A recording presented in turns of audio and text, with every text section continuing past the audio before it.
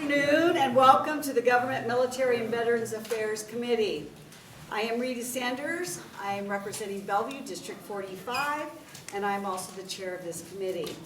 The committee will take up bills in order posted. This public hearing is your opportunity to be part of the legislative process and to express your position on the proposed legislation before us.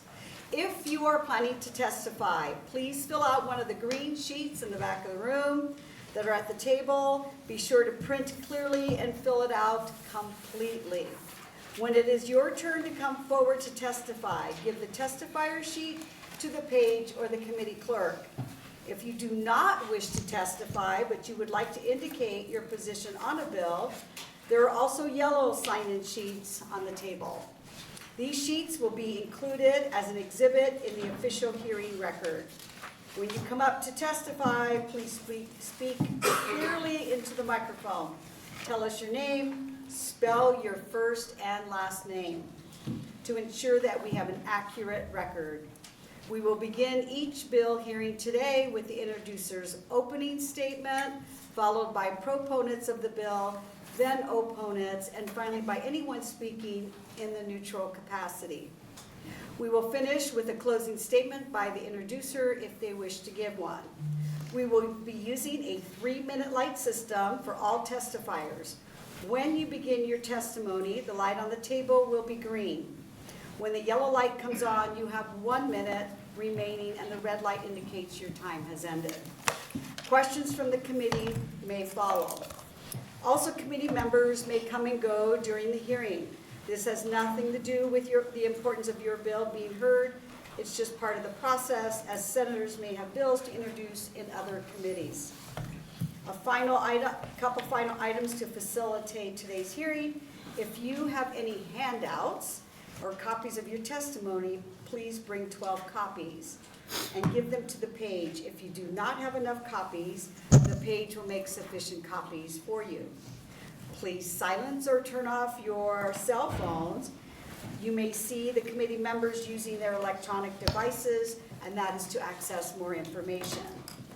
Verbal outbursts or applause are not permitted in the hearing room. Such behavior may be cause for you to be asked to leave the hearing. Finally, committee procedures for all committees state that written position comments on a bill to be included in the record must be submitted by 8 a.m. The only acceptable method of submission is via the legislator's website at nebraskalegislature.gov. Written position letters will be included in the official record, but only those testifying in person before the committee will be included in the committee statement. I will now have the committee members with us today introduce themselves, starting with my far right. Good afternoon. My name is Denise Gareka. I represent Legislative District 7, which is downtown and South Omaha. John Kavanaugh, District 9, Midtown Omaha. Good afternoon, Bob Anderson, representing District 49, Northwest Sarpy County in Omaha. Good afternoon, Dan Lenusky from District 33, which comprises Adams County, Kearney County, and rural Phelps County. Dave Wardecamper, District 15, Dodge County, Western Douglas County. Welcome, and veterans, thank you for your service. Dan McEwen, District 41, Central Nebraska. I got 8 counties. Thank you for being here. Senator Bob Anderson is the vice chair of this committee. Also assisting the committee today, to my right is our legal counsel, Dick Clark, and as my far left, committee clerk, Julie Condon. We have 2 pages for the committee today, and I will ask them to please stand and introduce themselves. Hi, my name is Arnab. I'm a junior political science student here at UNL. Hi, my name is Catherine. I'm a junior environmental and sustainability studies student at UNL. Thank you. With that, we will begin today's hearings with LB 546. Welcome, Senator Roundtree. Good afternoon, Chair Sanders, and thank you so much, and members of the Government Committee. My name is Victor Roundtree, V-I-C-T-O-R-R-O-U-N-T-R-E-E, and I represent District 3, which is made up of Bellevue and Papillion.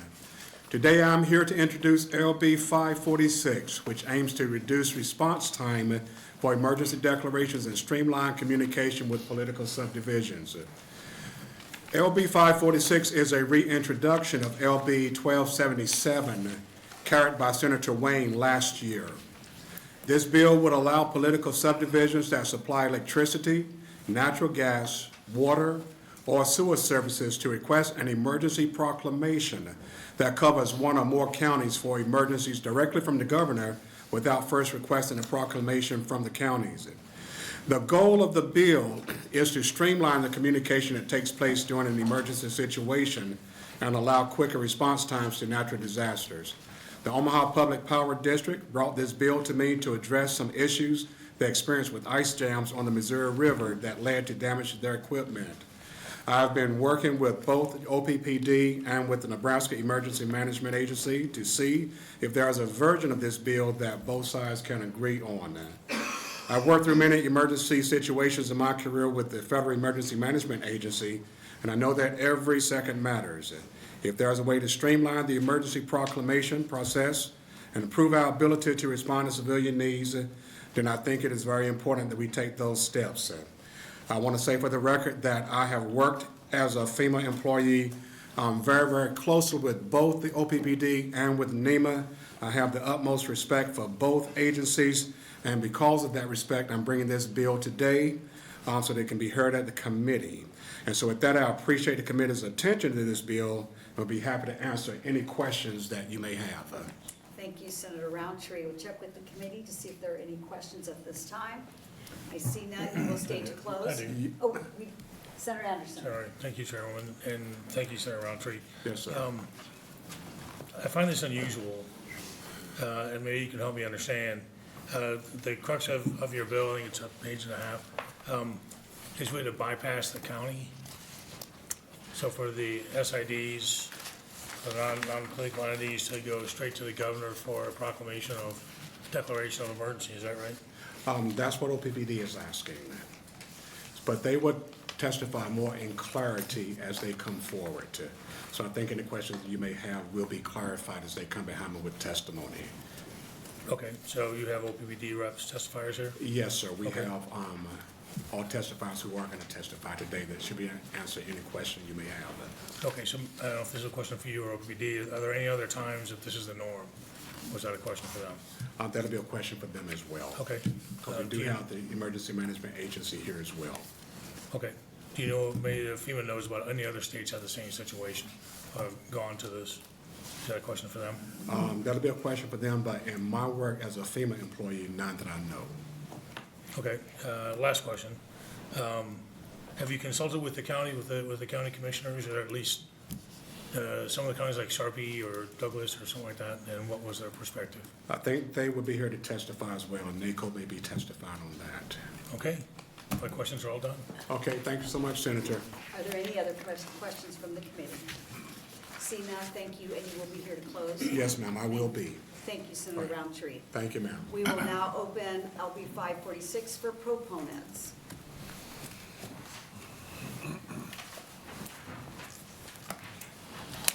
Good afternoon and welcome. Thank you. Chair Sanders and members of the committee, my name is Seth Voiles, S-E-T-H, V as in Victor, O-Y-L-E-S. I'm a registered lobbyist for the Omaha Public Power District, and I'm testifying on their behalf. I thank you for the opportunity. OPPD is testifying in support of LB 546, a bill that would expedite emergency declaration timelines without changing the normal work of going through the counties for damage assessments or exhausting local resource before state resources are needed. That is our intent for this bill. The language does not reflect that, but that's why we asked for a late hearing, to make sure that we can change up those things, and I'll go into some of that here shortly. OPPD, a political subdivision of the state of Nebraska, is a publicly owned electric utility engaged in the generation, transmission, and distribution of electricity. OPPD serves an estimated population of more than 855,000 in a 13-county, 5,000 square mile service area in southeast Nebraska. Governor Pillen and his staff and NEMA have been amazing partners with utilities in addressing extreme weather and other emergencies. We're extremely lucky in Nebraska for all the dedicated emergency responders that we have here. I think last year, LB 1277, which is similar to this one, was labeled something it was not. So I want to pull out a couple of those points so we could talk about that. And again, the language is, we need to work on the language. So political subdivisions do not have the ability to declare an emergency, and this bill does not give us that authority. It does not impact how Nebraska demonstrates damages for emergencies. We still must go through each county to show and assess damages. Utilities are incorporated into local emergency operations, and mutual aid agreements will always work with and through them.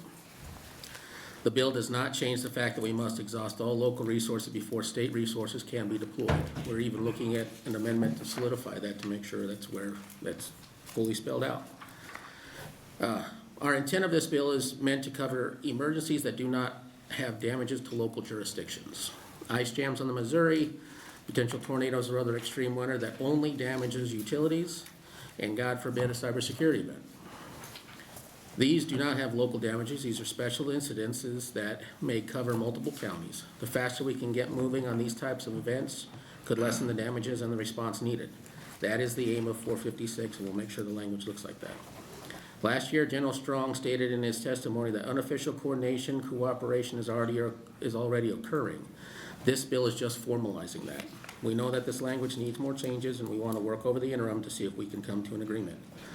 OPBD will continue to support the counties we serve by communicating relative emergency information to the respective parties. Unfortunately, extreme weather and its impacts of the utilities and the power structure and generation has become more frequent, and we need to improve the process on how we address them. Thank you for your time, and I welcome any questions you might have.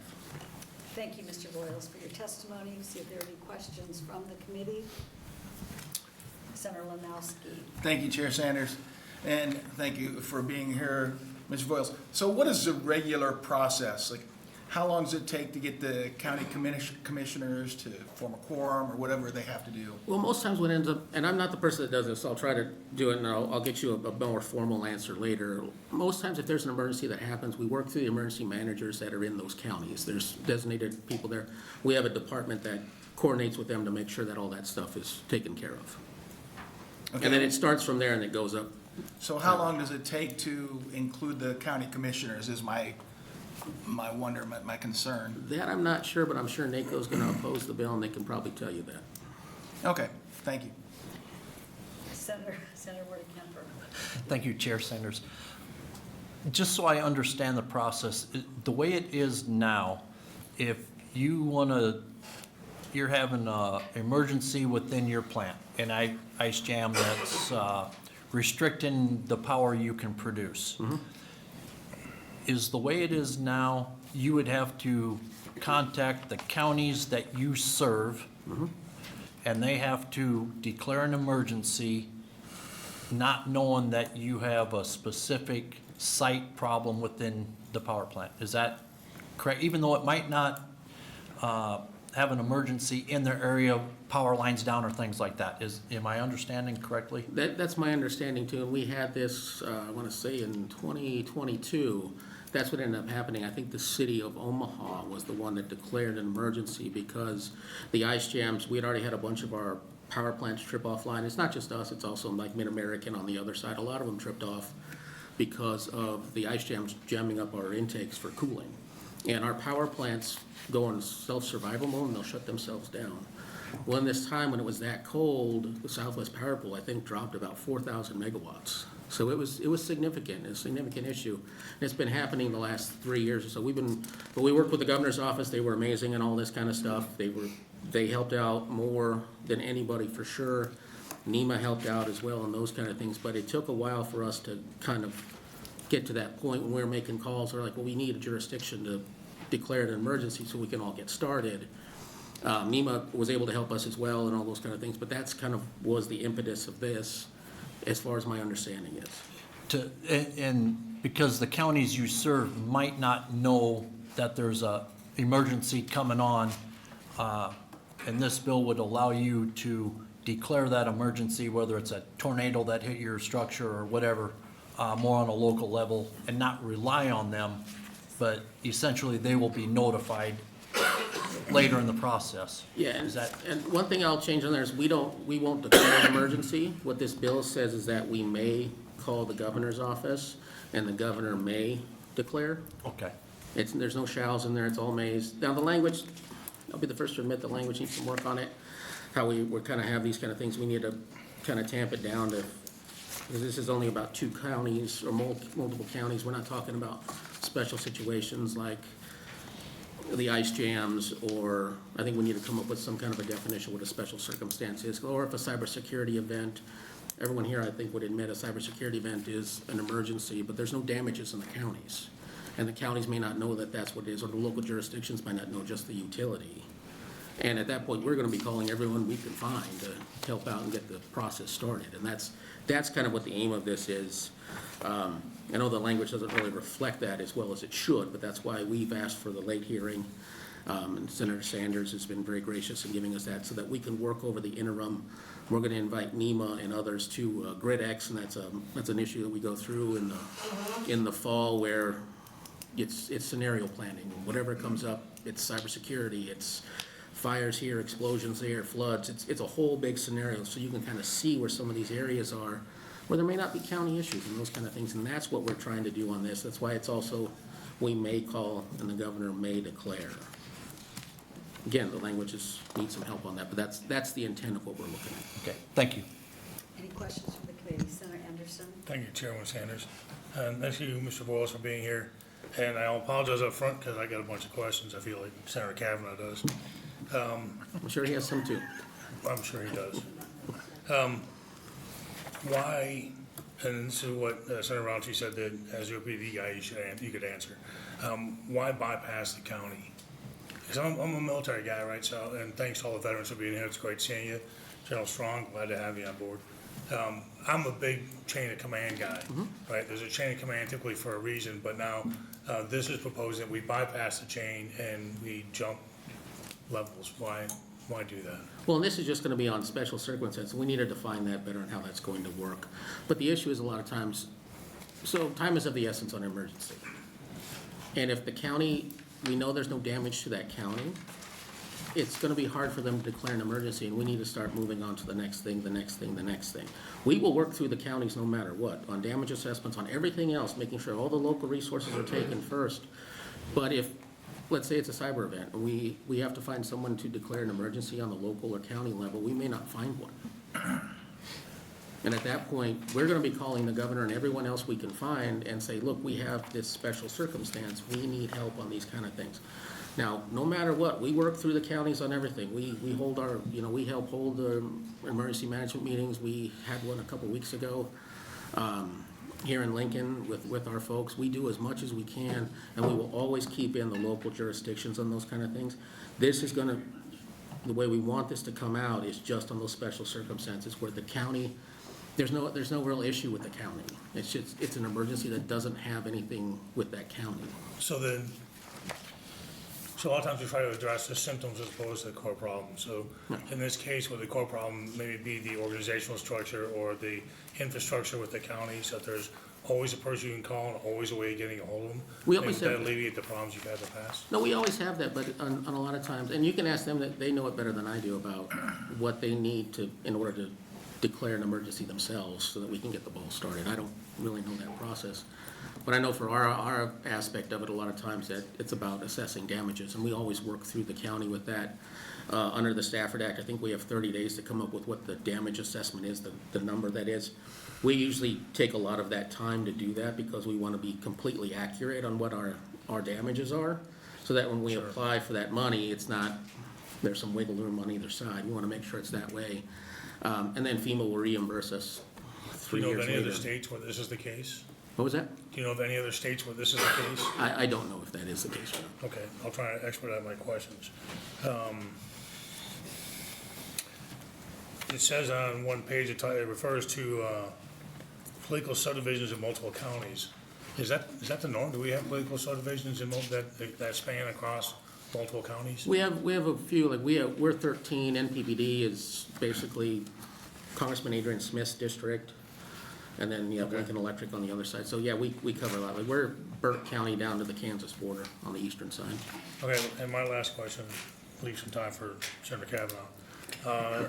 In the change, it says proclamation from a county or other governmental entity. Can you tell me what that other governmental entity might be? It's on page 4, line 28. I think on the, from my understanding, that's probably a local jurisdiction like the city of Omaha or others like that. I think is what that is. But like I said, that language, a lot of this language is gonna change up so that we can do it just for the very special circumstances, that we can do it that way. when there is, we talked to NACO today about talking over the interim about seeing if there's something that we can come to agreement on. We're gonna do the same thing with NEMA as well. Senator Roundtree was very gracious and got us all talking a month or two ago, I wanna say. And we agree to disagree, and that's kind of where we are, but we're gonna try to work through it. And if we can't, well, then the bill won't pass. Thank you. Are there any other questions from the committee? See none. Thank you very much, Thank Mr. you. Boyles, for being here. Are there any other proponents on LB 546? Proponents.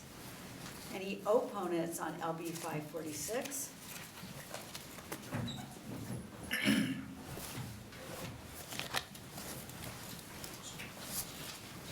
Good afternoon, welcome. Good afternoon.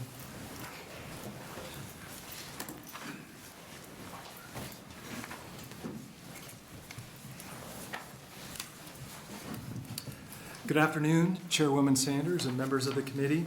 I am Craig Strong, C-R-A-I-G-S-T-R-O-N-G, the Adjutant General of the Nebraska National Guard and Director of the Nebraska Emergency Management Agency. Thank you for this opportunity to participate in this hearing, and I'm testifying today in opposition to LB 546 for several reasons. LB 546, while perhaps well-meaning, is an unnecessary and potentially disruptive addition to the Nebraska Emergency Management Act, or as I'll refer to as the Act. LB 546 bypasses the established hierarchy when it comes to emergency proclamations and usurps the executive authority of the governor to manage emergencies. Currently, pursuant to the Act, only local governments may directly request such a proclamation from the governor. A local government is defined by the Act as only a county, city, or village. Under LB 546, the governor would receive requests for emergency proclamations directly from political subdivisions rather than only from local governments. Throughout the state's history, however, political subdivisions have worked through and with the local governments rather than independently. There are several hundred political subdivisions which could qualify pursuant to this bill to request an emergency proclamation directly from the governor without coordinating with local government. If that authority is granted by LB 546 during an emergency, there could potentially be multiple requests to the governor from within a single county, rather than one comprehensive request from the local government. During a more widespread event, the requests may multiply exponentially. LB 546 would give the political subdivision direct access to the governor, thereby circumventing the established hierarchy for issues that very well could be taken care of at a local government level. Moreover, LB 546 would not result in any really gained efficiencies. Requests for emergency proclamations are accomplished much more quickly and efficiently under the current process, whereby the political subdivision works directly with the local government. The political subdivisions, as local stakeholders, are already incorporated into the local emergency operation plan. When an emergency proclamation is issued by the governor, it activates the local emergency management operations plan for the affected area. As such, there would be really no advantage for allowing the political subdivision the authority to directly petition the governor for an emergency proclamation, since any action is directed back to that local government for execution. In fact, LB 546's proposal would likely slow the response times by enabling requests to go through a circuitous route only to end up back where that request should have been started in the first place, back at the local jurisdiction. Finally, LB 546 directly contradicts several long-established axioms of emergency management to the detriment of an effective and efficient emergency response. The state of Nebraska has expended substantial taxpayer funds over more than 25 years training and exercising this process with our local emergency management officials to provide the most efficient and proactive emergency response possible. For decades, local governments and political subdivisions have worked together to accomplish this important mission of keeping Nebraskans safe during emergency events.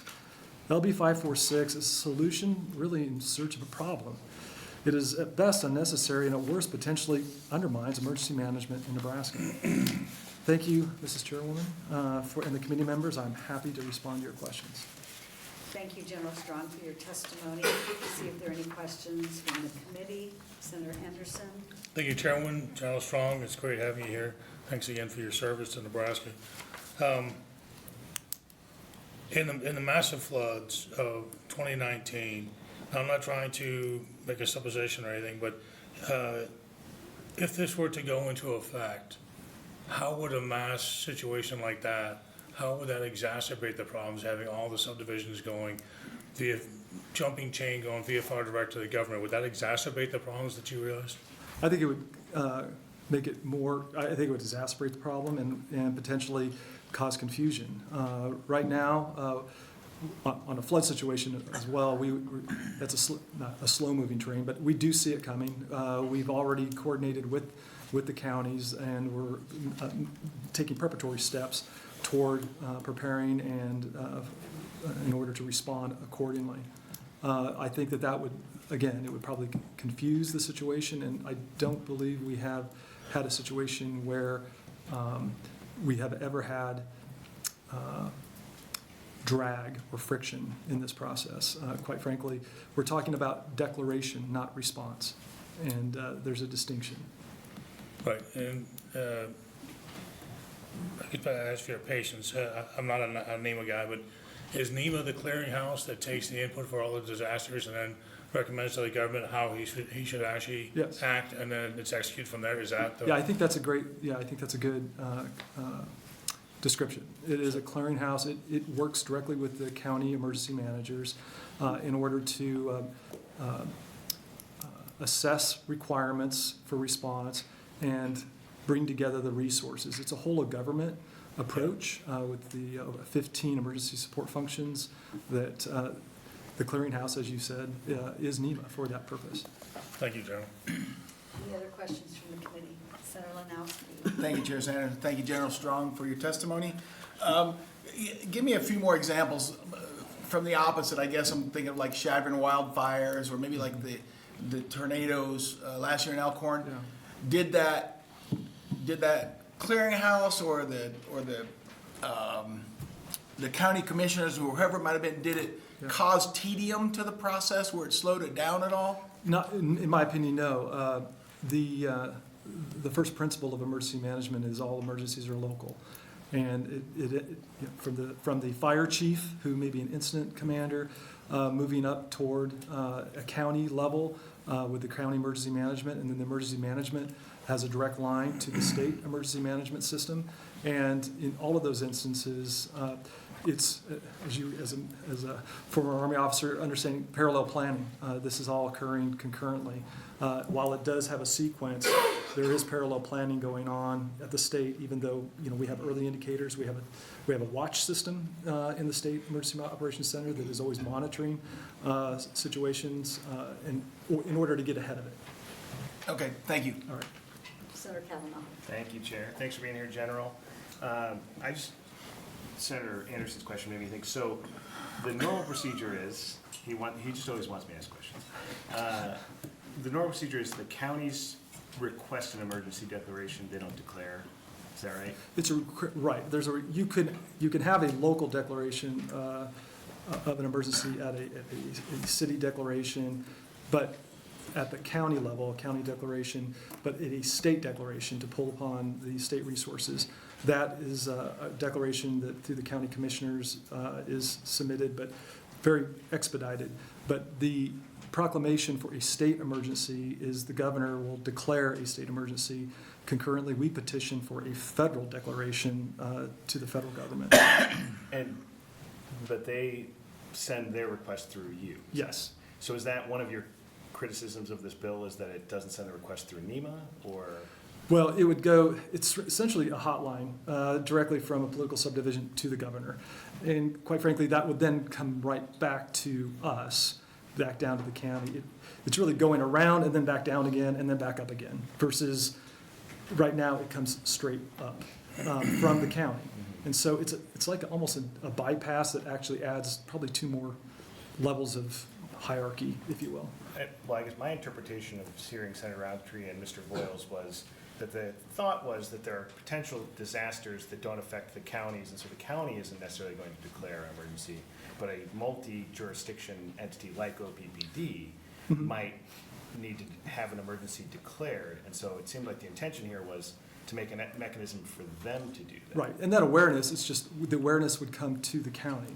They could work through the county, as we have been doing, versus a direct line straight to the governor, which, quite frankly, bypasses the county, it bypasses our office, and it would go to the governor. And so my question is, would you have less objection if it was not a direct hotline to the governor, but then it just inserted the multi-jurisdictional entities into the same level as the counties and the cities?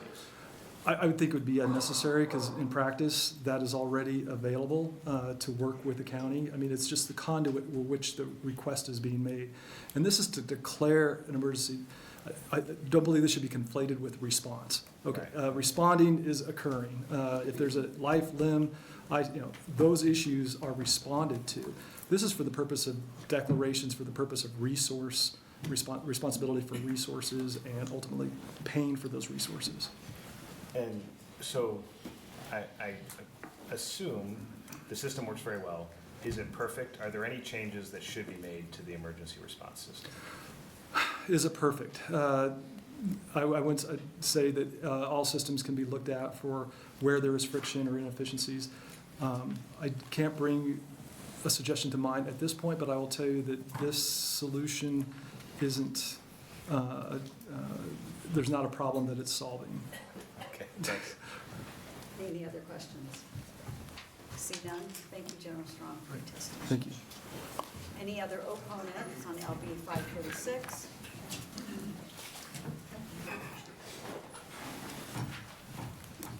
Good afternoon and welcome.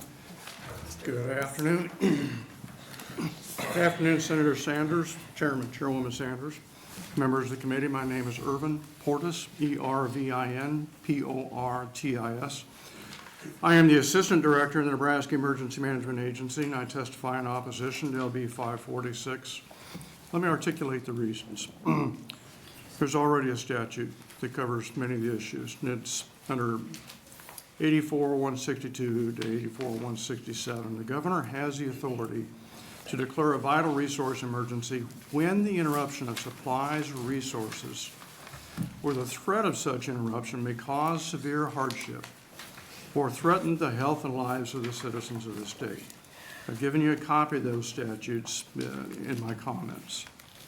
The proposed revision is inconsistent with the National Incident Management System, or also known as NIMS, established after the tragedy of September 11, 2001, wherein Congress mandated building a comprehensive national incident management system with federal, state, and local personnel.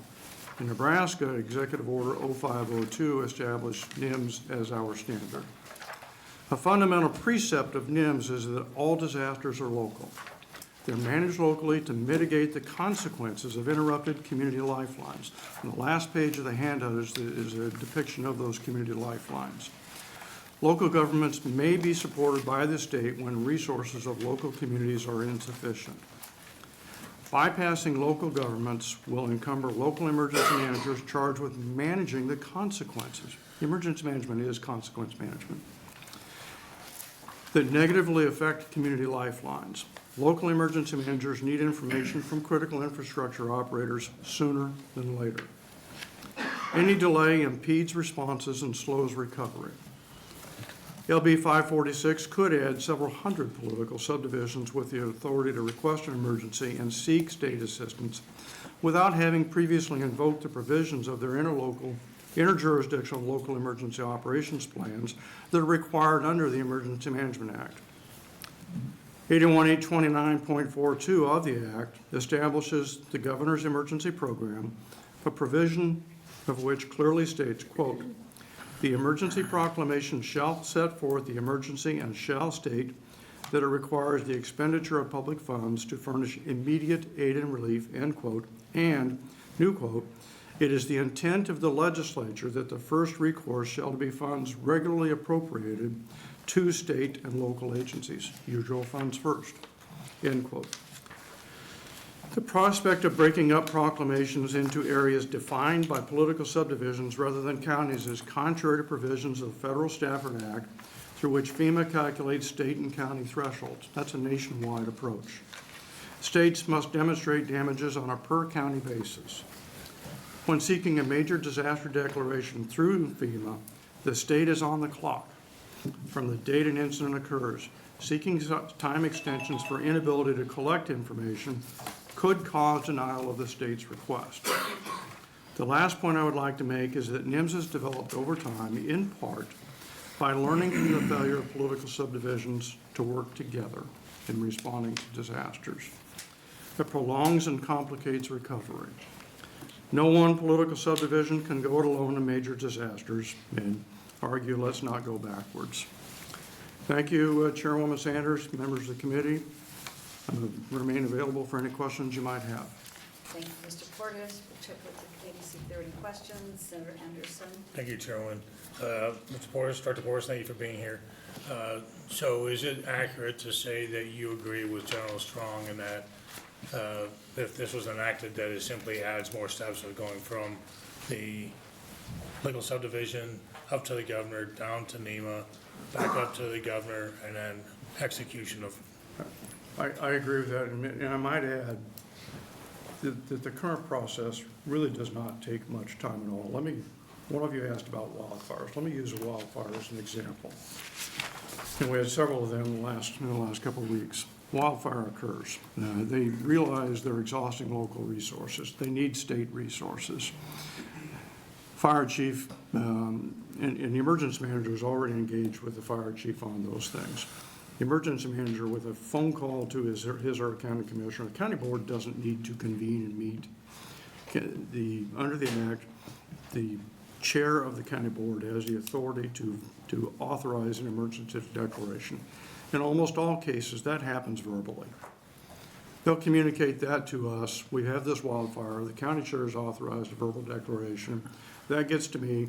In a matter of minutes, I contact the governor's chief of staff, who's gotten very used to me calling him at odd times of the day and days of the week, and answers my phone. We have a conversation about the request, what state resources are needed, and in almost every case, I can't think of any time where the governor's chief of staff has said no when we've made that request.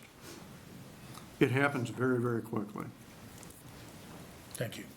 Any other questions from the committee? Senator Kavanaugh. Thank you, Chair, and thanks for being here, Mr. Portis. A wildfire is obviously a disaster we can think about, but what about the examples that Mr. Boyles talked about, like a cyber attack that only affects the utility? I would argue that's where the Vital Resources Emergency Statute is probably most applicable. And that's the section you gave us, 84? Yes, sir. Okay, I'll take a look at it separately. Thank you. Any other questions from the committee? I see none. Thank you for your testimony. Thank you, Good to Senator. see you again. Any other opponents on LB 546?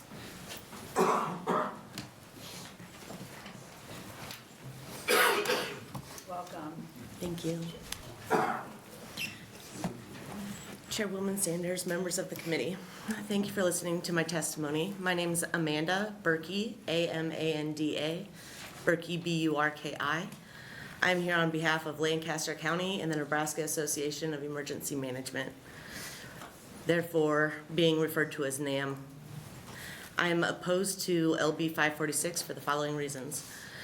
NAM polled its body of members of 146, 124 of those local government, 22 private and public entities. This poll overwhelmingly opposed the change to the Emergency Management Act created by this bill, allowing for political subdivisions to bypass local emergency management during an emergency. The argument that a political subdivision that provides vital resources to several counties and does not have the time to go to each emergency manager in their service area is irrational. This political subdivision has the ability to provide the vital resource to several counties, and they are well-staffed with adequate budgets to provide the necessary relationships to the county or city counterparts on blue sky days. At the local level, there are several emergency managers responsible for multiple counties. NAM President Brandon Myers has 3 counties, one with a larger metropolitan area, North Platte. He's responsible for relationships with over 13 volunteer fire departments, 18 cities, towns, and villages. He has built relationships with all 31, and he can quickly execute an emergency declaration on behalf of any of them at a moment's notice. The 14 counties in the southeast region of Nebraska have included our electric utility partners in conversations during our monthly meetings and paid for them to attend our annual workshop and emergency management conferences. We have established a strong partnership with these utility and vital resource companies. LB 546 offers no change from last year's LB 1277, which failed to make it out of committee. The utility company pushed for passage of both bills and made no effort to improve relationships, test plans, or involve local emergency managers in the past year. Political subdivisions providing vital services already have the ability to receive assistance under the state statutes already provided, and these provide the governor the authority to declare a vital resource emergency when the interruption of services may cause severe hardship. A perceived emergency, such as low water in a river that has occurred for the last several years, is not an emergency. It's a lack of continuity of operations planning. There are several funding sources available to mitigate this issue. Cooper Nuclear Station has taken steps to lower the intake valve to avoid the low water issue. Prior to any changes in the current Emergency Management Act, a study should review and evaluate the existing emergency and continuity of operations plans of our vital resource providers. The state already requires each county to have a comprehensive local emergency operations plan. Local emergency managers in Nebraska are well-versed in the basic components of emergency management. After-action reviews with improvement plans are part of every exercise in real-world disaster. This concludes my testimony. Do you have any further questions? Thank you for your testimony, Ms. Berkey. Are there any questions from the committee? Senator Kavanaugh. Thank you. I just have one. You mentioned something that sounded like a utility-only emergency. Can you name any utility-only emergencies that then the county forwarded on and declared as an emergency? Not to my recollection, that there has been an emergency with inside a vital resource that has not affected the county. Okay. Are there any times where there have been requests that were denied, like this low water thing that you just mentioned? Not that I'm aware of. Was that a request from NPPD for an emergency declaration? I am not with Douglas County. I'm with Lancaster County, so I would not know about an OPPD issue on the river. Well, Cooper is NPPD. Cooper's in Nemaha County. Okay. But you mentioned they had a low water issue. They did not. I think they declared a site area emergency when it happened the first time, and then they took steps to mitigate it from happening again by lowering the tube. Okay, thanks. Any other questions from the committee? See none, thank you very much for your testimony. Any other opponents on LB 546?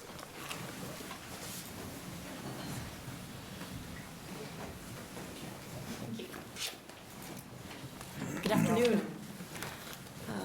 Good afternoon, Chairperson Sanders and members of the committee.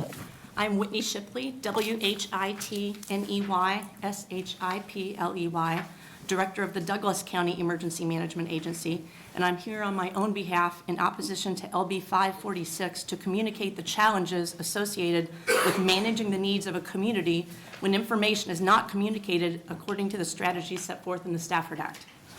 The Stafford Act was passed in 1988 specifically for the purpose of providing a framework whereby disaster response could be executed at the lowest possible level, but with the assurance of state support to assist when local capacity has been exceeded. The proposed strategy here for infrastructure operators to bypass local officials to seek a state disaster proclamation generates several concerns, including but not limited to the following.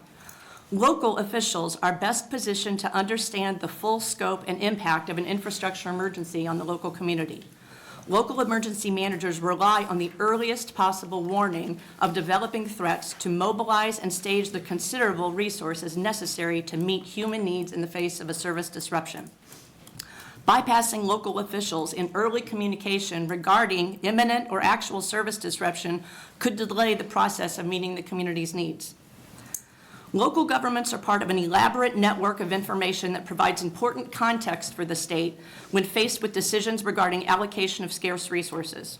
Creating a process by which some infrastructure operators communicate directly with the state, while others communicate directly with local officials, will guarantee only one thing, that neither the state nor the local officials will have a complete picture of situational awareness at precisely the time when it's needed most, during times of disaster when decisions must be made quickly in the interest of public health and safety.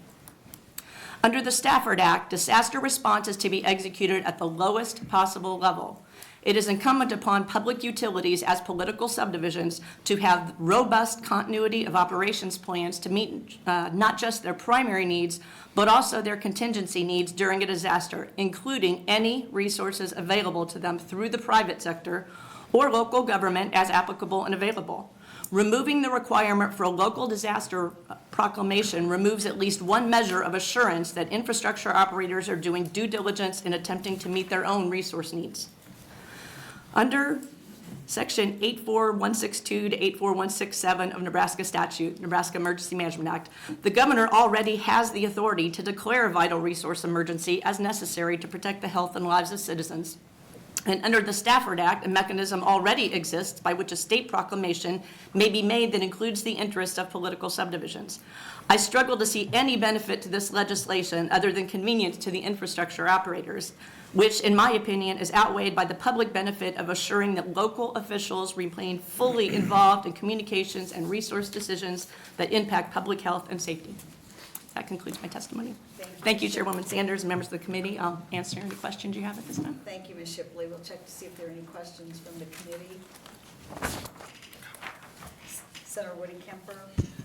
I do, thank you. And we've heard the reference to 84, 162 through 167. So I don't know that statute, but within that statute, are you saying that if Cooper or OPBD had a catastrophic event, they already have the means to get a hold of the governor and bypass the system of the normal emergency management process to declare that emergency? Is that what that statute says? No, I think if I understand you correctly, I'm saying that within the Nebraska Emergency Management Act, which is that section that we cite, there is already a mechanism to get things to the governor really quickly. And I want to reiterate what I've heard before. Please keep in mind that response in this declaration process or proclamation process are separate. Response starts immediately, and we're able to move forward even with a verbal confirmation that that proclamation is forthcoming. So it is literally a matter of a couple of phone calls. The necessary means to expedite the response are already happening. This is literally just phone calls happening behind the scenes to get verbal confirmation with paper proclamation to follow. Okay, thank you. Any other questions from the committees? Senator Greco. How long would it take Douglas County from, first off, thank you, Chairwoman. Thank you for your testimony. Think about the question right away. Let's say there was a request from an infrastructure operator. How long would that take from request to proclamation? It depends on whether it's eligible for a proclamation. I think herein lies the problem. Some of the things that are requested here are things that are not eligible for a local proclamation because they are company emergencies. And just as we have company emergencies with the airport and the hospitals and the water, a lot of infrastructure entities have emergencies of their own. They deal with those internally with robust COOP plans, with resources that they have aligned. And when they exhaust their resources, they draw from the private sector, as do we as local government.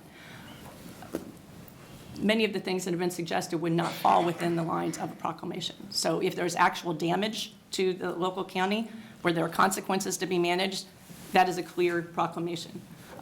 It's when there are circumstances where the threat is only to the utility company and their ability to provide service within their business model that it's an issue. That is a business emergency, and there's no provision for that for local proclamation. Assume it is eligible. How long does that process take? Minutes, a couple of phone calls. Thank you. I would notify the mayor and the county board chair to indicate that an emergency is afoot and get verbal confirmation that they would support that, and then I would call the state and indicate such. Thank you. Any other questions from the committee? See none, thank you for your testimony. Any other opposition to LB 546?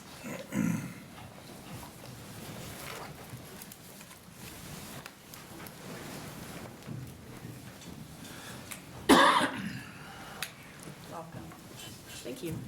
Good afternoon, Chair Sanders, members of the committee. For the record, my name is Beth, B-E-T-H, Bazin, B-A-Z-Y-N, Farrell, F-E-R-R-E-L-L. I'm with the Nebraska Association of County Officials. I'm appearing in opposition to the bill.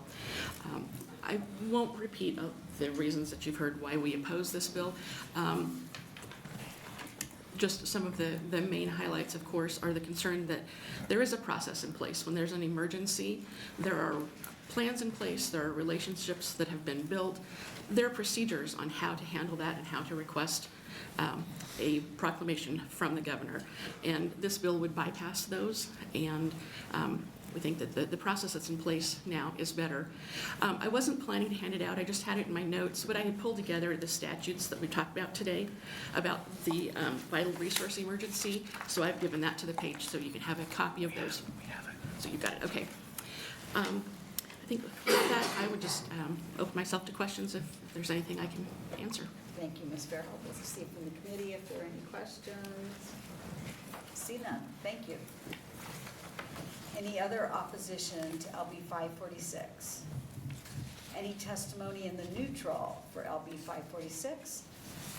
See none. We'll ask Senator Roundtree for closing. Position comment for the record on LB 546. Proponents 1, opponents 4, and 0 in the neutral. The floor is yours. Okay, thank you so much, Chair Sanders and members of the government committee. We're thankful for this opportunity to come before the committee and testify today. We've heard from Omaha Public Power District what their needs are, how they plan to go forward, to all the great questions that were asked. I hope got great answers. We heard from General Strong and Mr. Portis from NEMA about the process. We also heard from Ms. Amanda Berkey from Lancaster County, Ms. Whitney Shipley, and Ms. Beth Ann Farrell from NACO about the process of emergency response and declaration. So in talking with our OPPD, I think his testimony was that they want to have exercises in the future, try to refine this language, streamline it, and continue to try to get to an agreement in the building.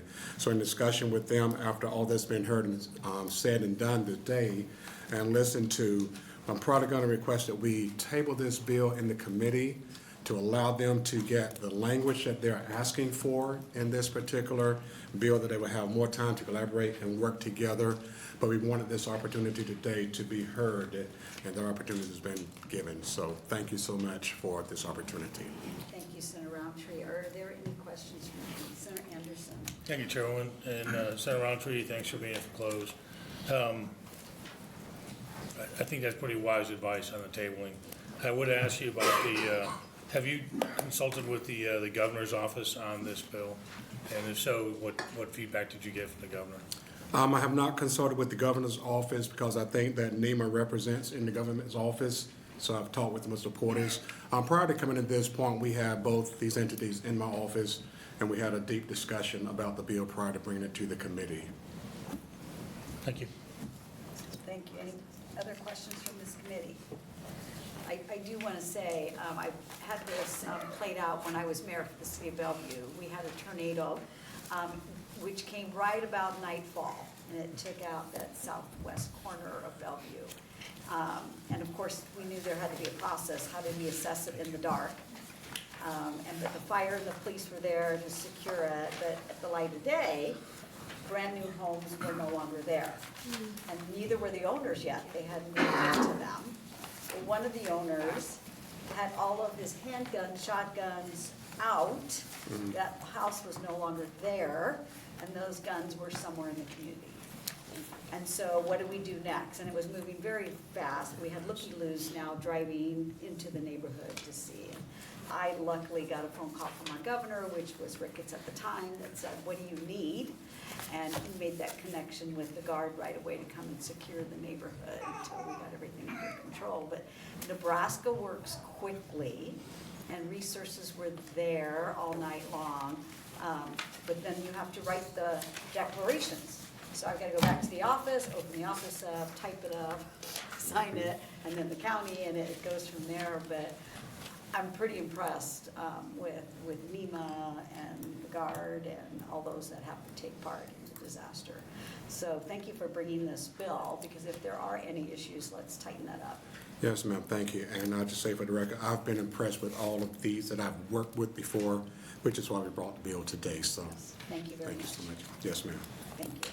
This closes our hearing on LB 546. We will regroup and we will begin our hearing on LB 508, Senator Hunt.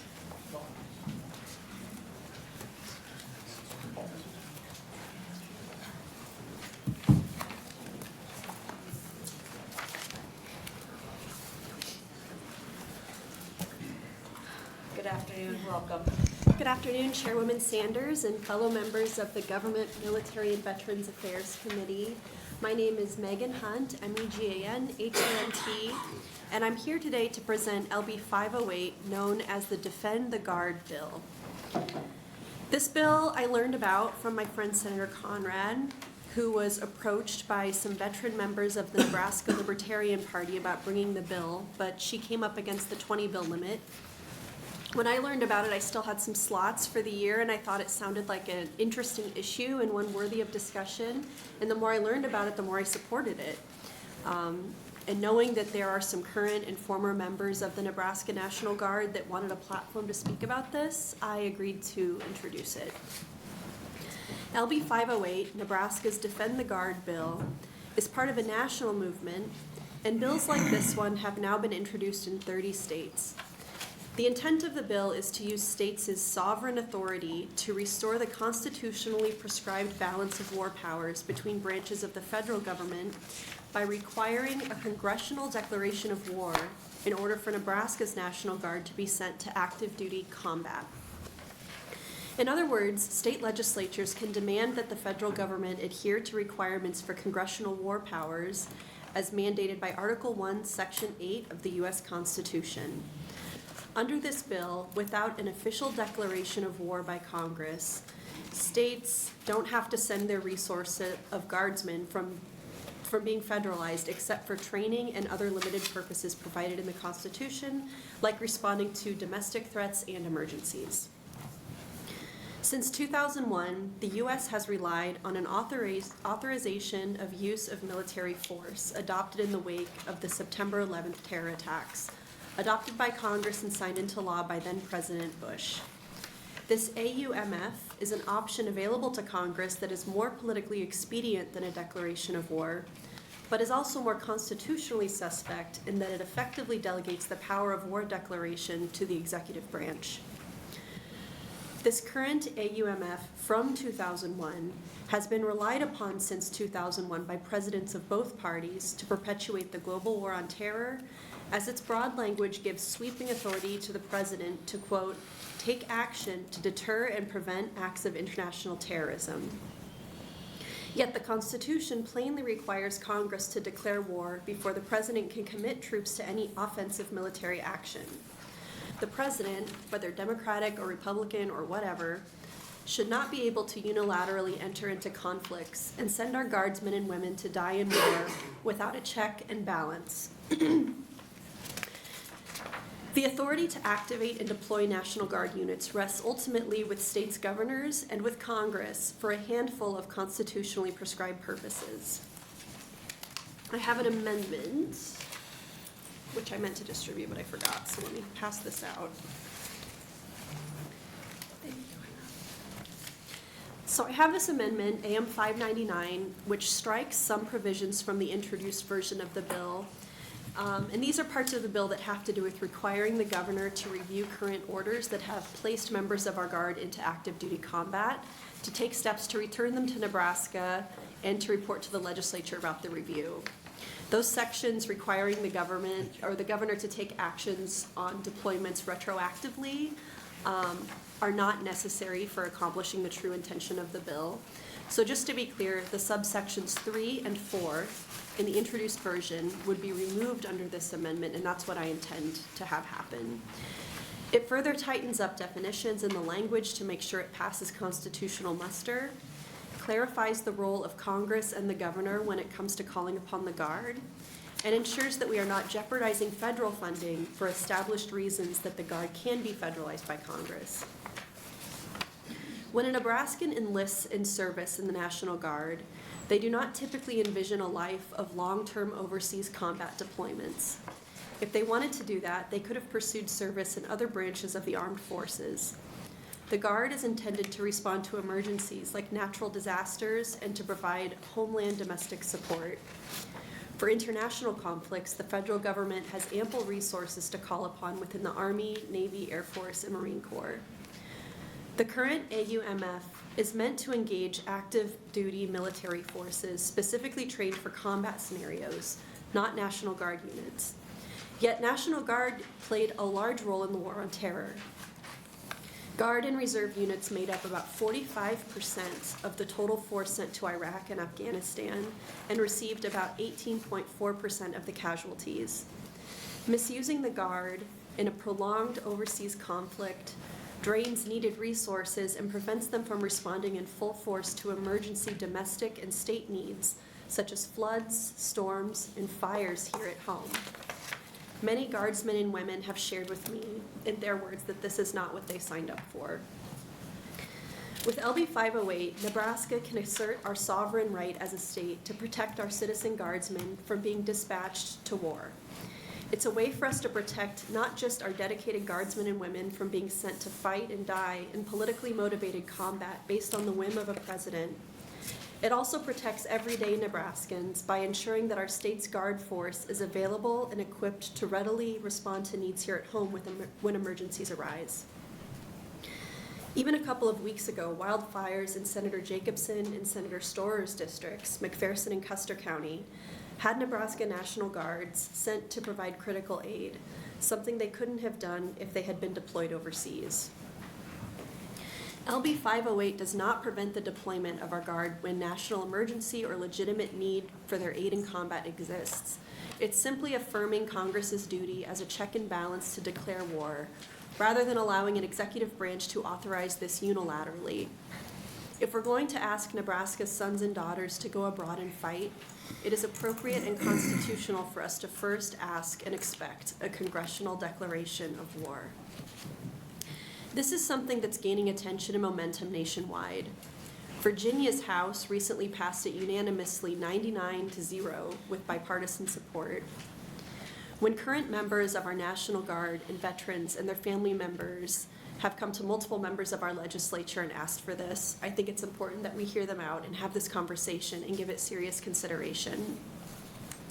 I want to thank the Chadron VFW Post 1375 for passing their resolution unanimously in support of this bill, and the several Marine Corps and Air Force veterans who have fought in combat overseas who have submitted comments in support of this bill too, as well as those who are not able to be here and speak today, because I know there are many who could not make it today.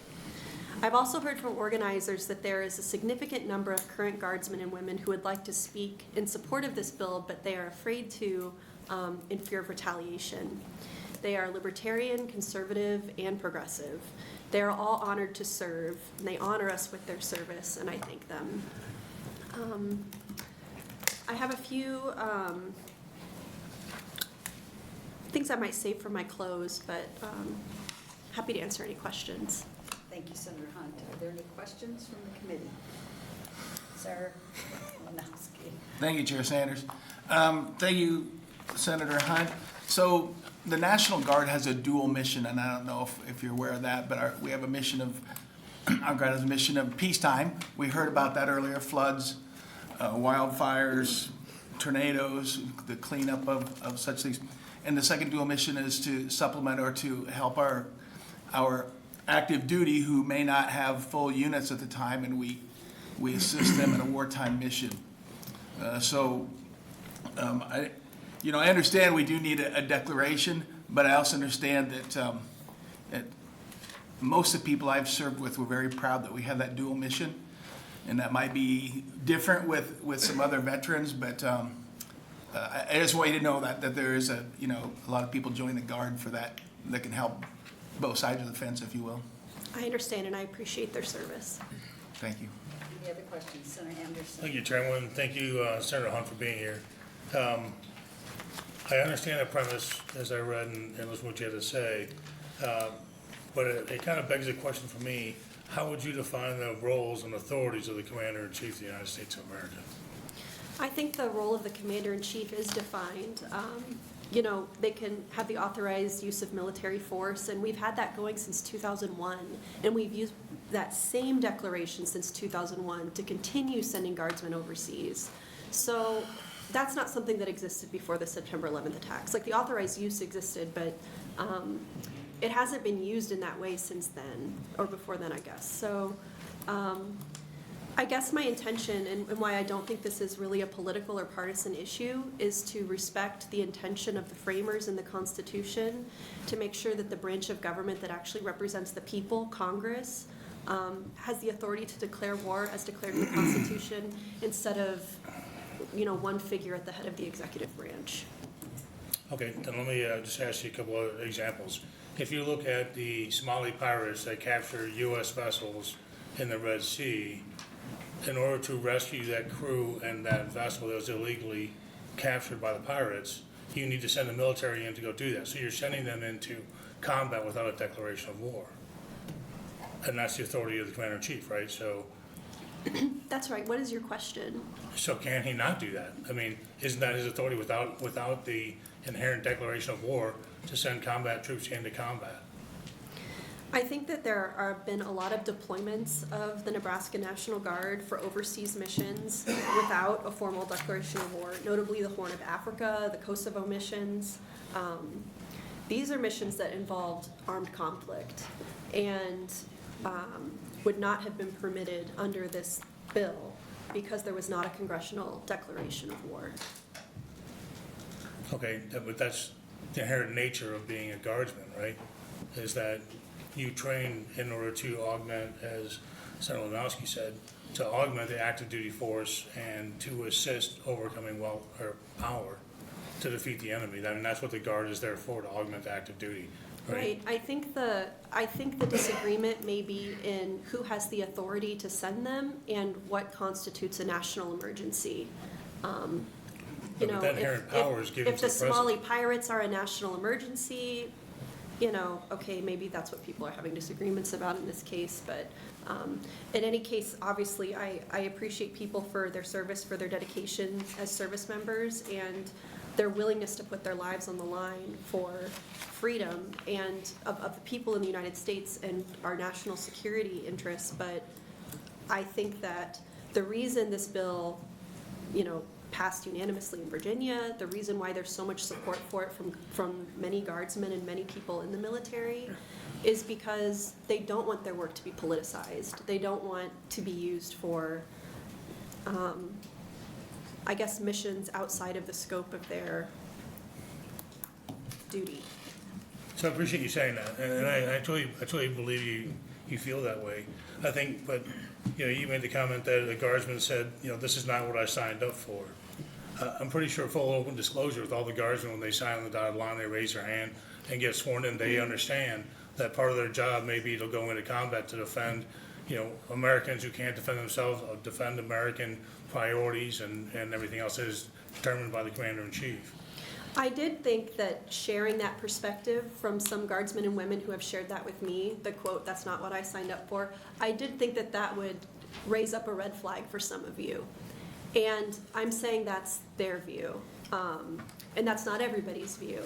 But I think that the mission of a guardsman and the mission of people in different branches of the military, they are different. And people do select branches of the military and opportunities for public service, whether that's enlisting in Air Force or enlisting in the National Guard, because they have different goals in their life and they have different, you know, it's a different job. So yes, in an emergency, all of these brave service members are willing to put their lives on the line. But I think that there's, you know, a lot of people feel like they've been misused in that way. So I agree with you. This is not a political discussion. This is not a Right. left-right. This is a policy discussion, right? And maybe I'm a one-dimensional, simple kind of guy, right, Senator Kavanaugh. But I think when people raise their right hand and whether they're active duty, they're guardsmen, you know, you have a guy that's a tank driver or a guy that's an artillery or an infantryman. You know, they have to logically, inherently know they're being trained to be tasked to go and execute combat, right? So then it comes down to, from your comments, is who has the authority to do that? And your bill seeks to limit the authority under a very narrow situation, taking My away bill- that ability from the president. I would disagree limit. My bill seeks to clearly define the authority already outlined in the U.S. Constitution. I guess you and I can agree to disagree. Yeah. Thank If you, I Senator. may, Senator Hunt, will there others to follow you that are Certainly. personally, professionally addressing this issue and the language in your bill? Certainly. Thank you. Thank you for trying to answer the questions, but I don't think we're here to debate Senator Hunt, but the hearing is to be able to listen to everyone that proponents and I opponents. was just trying to get clarity. And I think we'll get that with the other testifiers. Are there any other questions from the committee? See none? Thank you. And you'll stay for the, well, you have Yes, another. I have another bill, but I think I'll be able to be back. Okay, thank you very much. We'll ask for proponents on LB 508. Are there any proponents?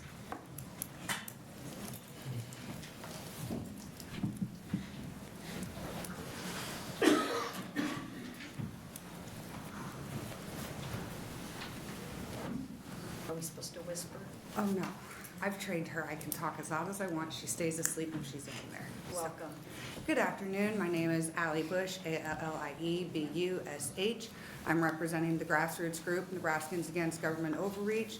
And very respectfully, I'd like to push back. This is simply about following what's outlined in the U.S. Constitution. It's not politicized. There were several Republicans that were approached first that were interested in supporting this bill, and for one reason or another, they did not do so. So I would ask as we move forward with this that I know it's going to be a thing. It's very odd for me to support a bill from Senator Hunt, but she's right with this one. This is a good bill. We need this. We are in favor of following the U.S.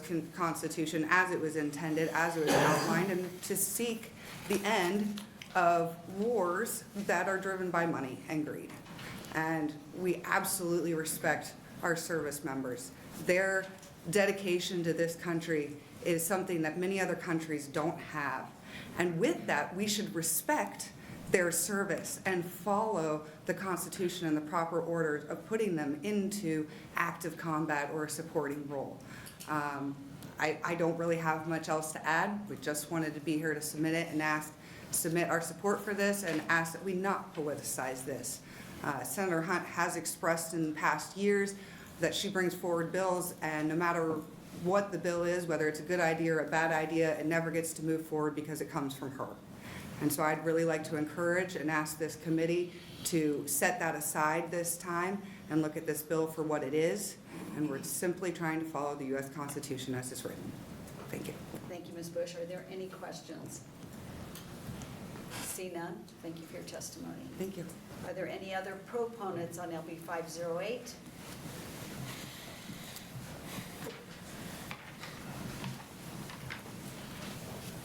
Good afternoon, welcome. Good afternoon, Chairperson. Let me pull up my notes here. My name is Timothy J. Crasstill. That's TimothyJChrastil. I'm here today to testify in support of Defend the Guard bill. I served in the Nebraska National Guard for 9 years, including a tour in Iraq from 2004 to 2005. I enlisted 3 months after 9/11 at the age of 17 because I believed in defending my country and protecting the freedoms we hold dear. The National Guard exists primarily to serve our state and protect our communities. However, in the past several decades, we have seen our guardsmen increasingly deployed overseas for conflicts without a formal declaration of war by Congress, as required by the U.S. Constitution. If we're going to send our men and women into harm's way, we must ensure that it's done with full accountability and adherence to the rule of law. When I deployed to Iraq, I served alongside many brave soldiers. Many of us were young with careers, families, and futures we had planned here at home. 2 Guards members I deployed with made the ultimate sacrifice and did not make it home. While we answered the call with honor and without hesitation, we also saw firsthand the strain these deployments placed on our families, our employers, and our communities. The Defend the Guard bill ensures that Nebraska Guardsmen are sent into federal combat operations, are not sent into federal combat operations unless Congress follows the Constitution and formally declares war. This isn't a question of patriotism. We have already proven our willingness to serve. It is a question of responsibility. If the federal government believes the conflict requires our service, they should have the courage to follow the Constitution, the constitutional process, and make it official. This bill upholds the original intent of the Guard, safeguards the rights of the states, and most importantly, protects the men and women who sign up to serve. I urge this committee to support Defend the Guard and ensure that our National Guard is used as intended to protect Nebraska first and foremost, and to serve the nation only when war is properly declared. Thank you for your time, and I'm happy to answer any questions. And I would like to, also say, Senator Anderson, in the event of a Somali pirate type situation like you mentioned earlier, the president would have federal resources that he could call on before the National Guard. Thank you, Mr. Christel. We'll check to see if there are any questions from the committee. See none. Thank you for your testimony. Thank you. Any other proponents on LB 508?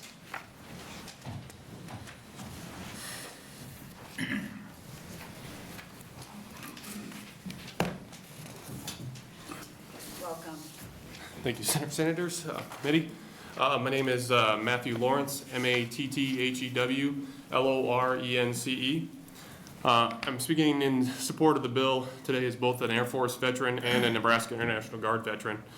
During my service, I supported Operations Iraqi Freedom and Enduring Freedom as a security forces troop, and later deployed on a short notice to support Operation Inherent Resolve as a 155th Civil Engineering NCO. Since separating, I have reflected on the oath of enlistment, solemnly swearing to support and defend the Constitution of the United States. While in uniform, discussions of the Constitution were rare. We followed orders without much reflection on whether our actions align with the document we swore to defend. But understanding the Constitution and embracing civic duty allows veterans like myself to uphold the oath beyond our service. One of the powers delegated to the states, to the federal government under Article 1, Section 8, is the authority to declare war. Since Congress has not formally declared war since the 1940s, it is clear that this constitutional responsibility has been neglected. Debating matters of war is Congress's most solemn duty, yet for too long that responsibility has been deferred to the executive branch. Nebraskans who value their civic duties must take a stand, whether by reasserting our 10th Amendment powers or preventing further constitutional erosion. As Nebraska Congressman Howard Homan Buffett argued when opposing a similar responsibility shift to the executive, passage of this measure would accelerate the wholesale government spending that will eventually cause runaway inflation. This bill would constitute an unsurpassed grant of power to an administration with an unbroken record of bungling our foreign and domestic affairs.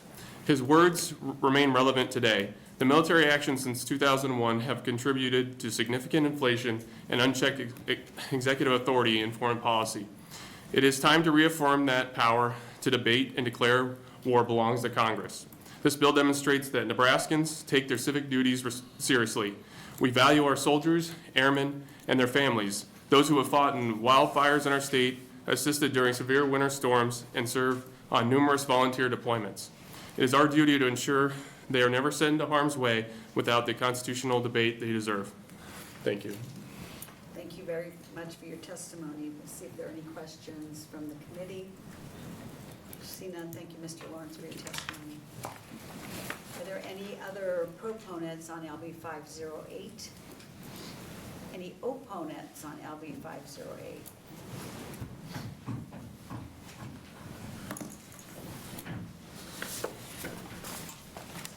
Welcome back, General Strong. Good afternoon again. I think I will use my glasses on this.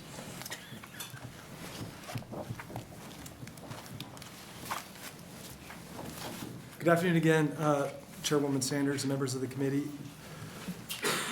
I, again, am Major General Craig Strong, C-R-A-I-G-S-T-R-O-N-G, the Adjutant General of the Nebraska National Guard and the Director of the Nebraska Emergency Management Agency.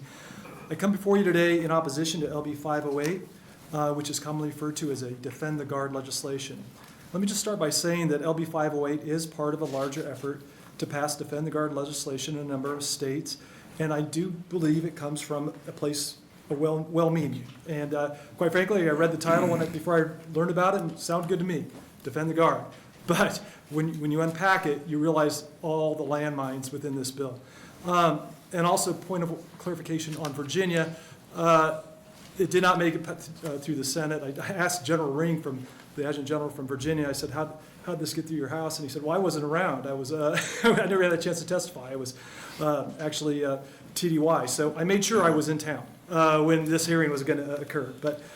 So at this point, not one single state has enacted this legislation, which is likely unconstitutional, jeopardizes federal funding, and risks hampering the state's ability to respond to emergencies.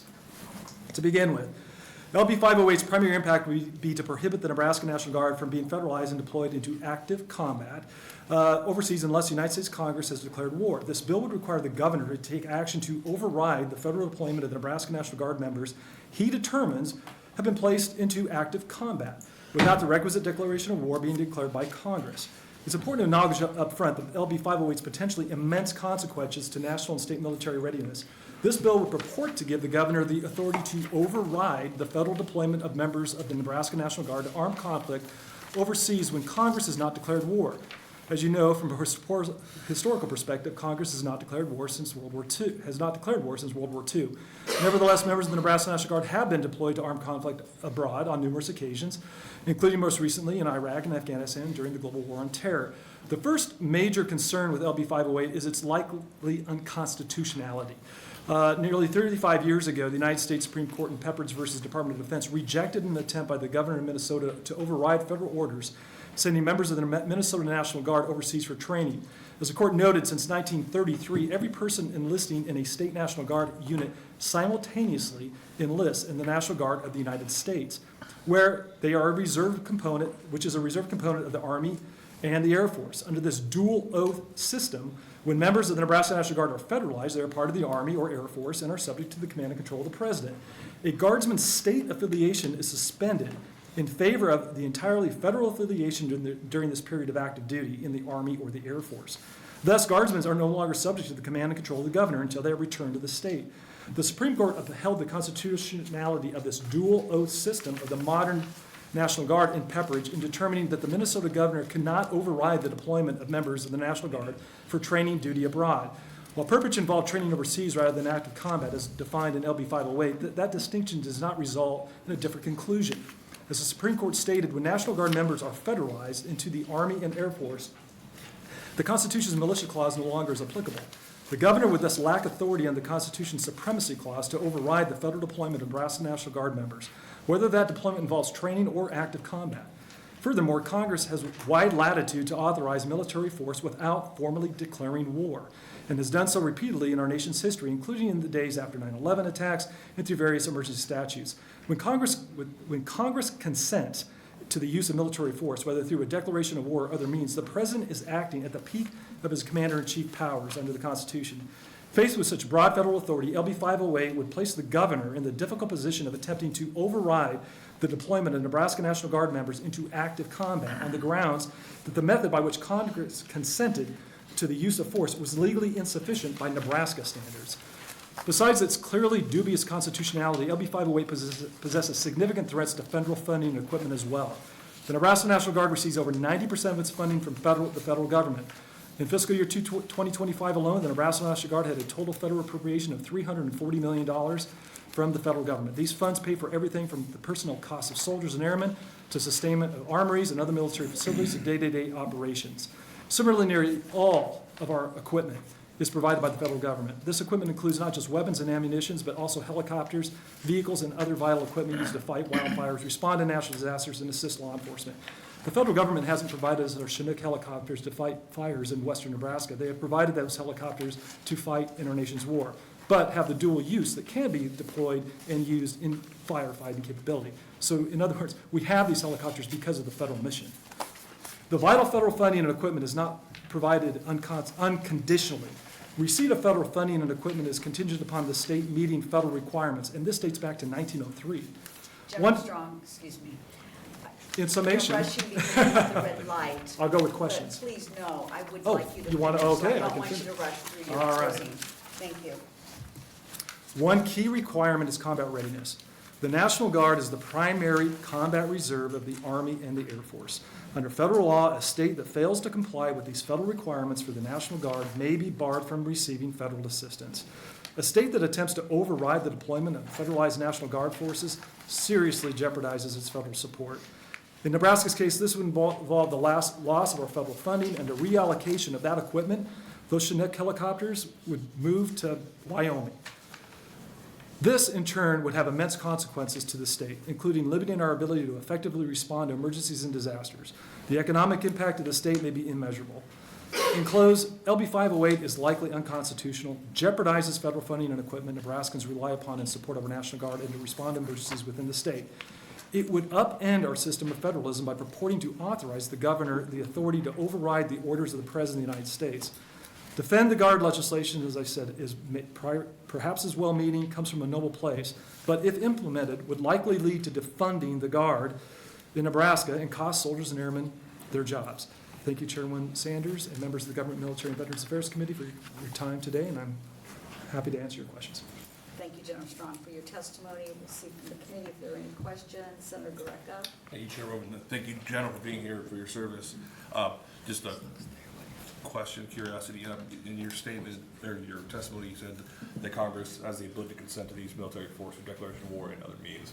Just wondering what other means are available to Congress. Through resolution, through through federal statutes. Okay, thank you, sir. Any other questions for General Strong? Senator Lanowski. Thank you, Chair Sanders. Thank you again, General Strong, both for your testimony and your service. If a young soldier wanted out of the unit going to a deployment, is there a way, let's say his wife is pregnant or his father is terminal or something, is there a way that... I dealt with this as a commander in Iraq. And yes, we do have hardships that can be considered on a case-by-case basis, if that's what you're asking. Yes. You're not asking a conscientious objection. You're talking physical, family hardships. Right. Yes. Okay. Those are considered and weighed. And then the tuition bill, how much of that is paid by federal and how much is paid by state?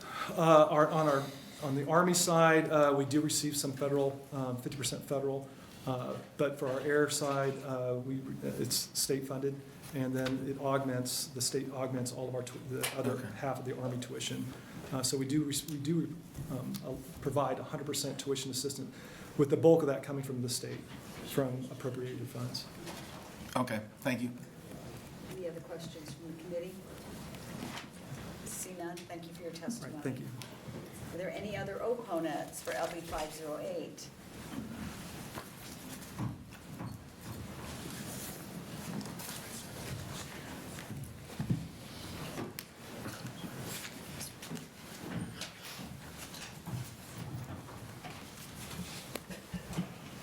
Welcome, General Lemke. Chairwoman Sanders, thank you very much. My name is Roger Lemke, Roger R-O-G-E-R, Lemke, L-E-M-P-K-E. I'm here today to testify as an opponent to LB 508. To me, it should probably be retitled as State Restrictions on Title 10. State active duty, the governor can pay to deal with an emergency through state funds. Title 32, federal money that comes to the state to pay for training of our National Guard and Reserve soldiers and airmen. And of course, Title 10, which is the real issue here, which is when the president can activate the Guard and Reserve and into active duty. When I became TAG in 2000, there was talk about whether or not the nation even needed a National Guard. Times have changed dramatically since then. Today, the Guard and Reserves are totally integrated with the active duty. The active duty cannot serve and perform missions without the National Guard and Reserves. You're talking about 72% of our combat service support to the Army comes from the Guard. You're talking about 27% of the combat brigades that come from the Guard. And and that implies better equipment and better training. And I would suggest to you that that better training and that better integration is for saving lives. I can recall early on when it was quite difficult integrating our soldiers in particular in with the active component. Now, that is much better, and they're much more knowledgeable on mission, response, and cooperation with the active duty. Our Air National Guard, you might as well almost call it an active duty unit. They're serving missions all the time that support our active duty air forces throughout the world. Title 10 isn't just war, which is what this thing deals with. We're in Africa, we're in Japan, we're in Kuwait. None of these have a known conflict going on right now, but that's our status as a nation. We have to serve, we have to go to protect ourselves, to prevent war. And the National Guard is a key part of that because of its integrated relationship with the active duty. Now, that deals with that. I can tell you from experience that if we pursue this line, which allows the governor to add restrictions to Title 10, then I can tell you, the Craig Strongs of the future will have great difficulty in getting additional units and saving capabilities here in Nebraska. At the federal level, they cannot afford to simply allow Nebraska to go its own way without moving the force structure it needs, is going to need, to different parts of the country, as General Strong suggested. I will conclude by simply saying, finally, the definition here of armed conflict, of active combat, is difficult to ascertain. A hazardous service relating to an armed conflict in a foreign state. Our air guards deploys to Spain, nowhere close to an area of conflict, but they're supporting our forces in Eastern Europe, in the Middle East. Performance of a duty through an instrumentality of war. I don't even know if I can understand what that really means. So I caution you about proceeding with this legislation at this point. It does Nebraska no good. It's particularly no good. It does the nation no good. So I appreciate if you would just hold it at this spot. Any questions for me? Thank you, General Limke, for your testimony. Will we be able to have a copy of your written testimony? Because Actually, there's some numbers in there that would be nice to have. I submitted a letter through the system, and it's got those numbers and stuff in it. Okay, thank you very much. yes. Are there any questions for General Limke? See none, thank you for your testimony. Thank you. Any other opposition on LB 508?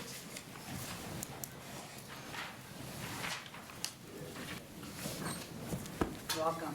Good afternoon, Chair Sanders, members of the committee. My name is Ryan McIntosh, MCINTOSH, and I'm testifying on behalf of the National Guard Association of Nebraska, which represents the commissioned and warrant officers of the Nebraska Army and Air National Guards. While well-intentioned, we do believe that this legislation would undo the Nebraska National Guard as we know it today. I don't have a whole lot to add from what General Strong and General Lemke both stated to this committee, but it would jeopardize our mission. I'll note that Nebraska, both the Air and the Army National Guards, have absolutely one of the highest retention rates in the nation. I don't think that, I enlisted in 2008, I had no illusions that we would be supporting the global war on terror and other combat missions, and I do not believe that anyone that's enlisted since that time would have any illusions about that as well. The Army and Air National Guards serve as the operational reserve to the active component, not just the emergency reserve. So with that, we would encourage the committee to indefinitely postpone the legislation. Thank you. Thank you, Mr. McIntosh, for your testimony. See if there are any questions from the committee members. See none. Thank you very much. Any other opponents on LB 508? See none. Any neutral testimony on LB 508?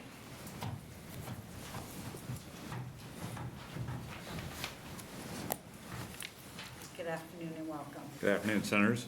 My name is Spike Jordan, SPIKEJORDAN. I have the privilege and honor of serving as the Dawes and Sioux County Veteran Service Officer, but in this instance, I'm testifying in my own personal capacity. The reason why I decided to stay neutral on this is to just give, I guess, a little bit of history and some of the research that I've done on this. In 1978, a study conducted for the Pentagon had stated in stark terms, a truly mission-ready selective reserve is not one of several alternatives to assure our country of an adequate defense It is the only alternative. And that emphasis on every aspect of the force, personnel, training, and equipment, contributed to the creation of a reserve forces that demonstrated a higher degree of peacetime readiness than ever before. In 1980, Ronald Reagan promised to rearm America. Units that were first to fight were the first ones to get equipment, instead of receiving the worn-out hand-me-downs from the active duty forces. By 1989, our active duty military was over 2.1 million troops alone, with an additional 1.18 million essential reservists and guardsmen. Despite an overwhelmingly successful blitz during Operation Desert Storm, the recession kind of sealed the fate for George Bush Sr. and a young Arkansas governor running to upset him crushed him with a simple campaign slogan: "It's the economy, stupid." And so defense spending was cut in the 90s. We no longer had the Soviet Union that we had to go and fight against. And a lot of the missions that were normally done by those 2.1 million active duty troops got transferred into Reserve and National Guard units. Whenever the global war on terror started, I'm sure folks can remember Donald Rumsfeld getting pulled in front of Congress to say, to testify about the state of equipment and the manpower. And he told Congress that you go to war with the army that you have, not the army that you want.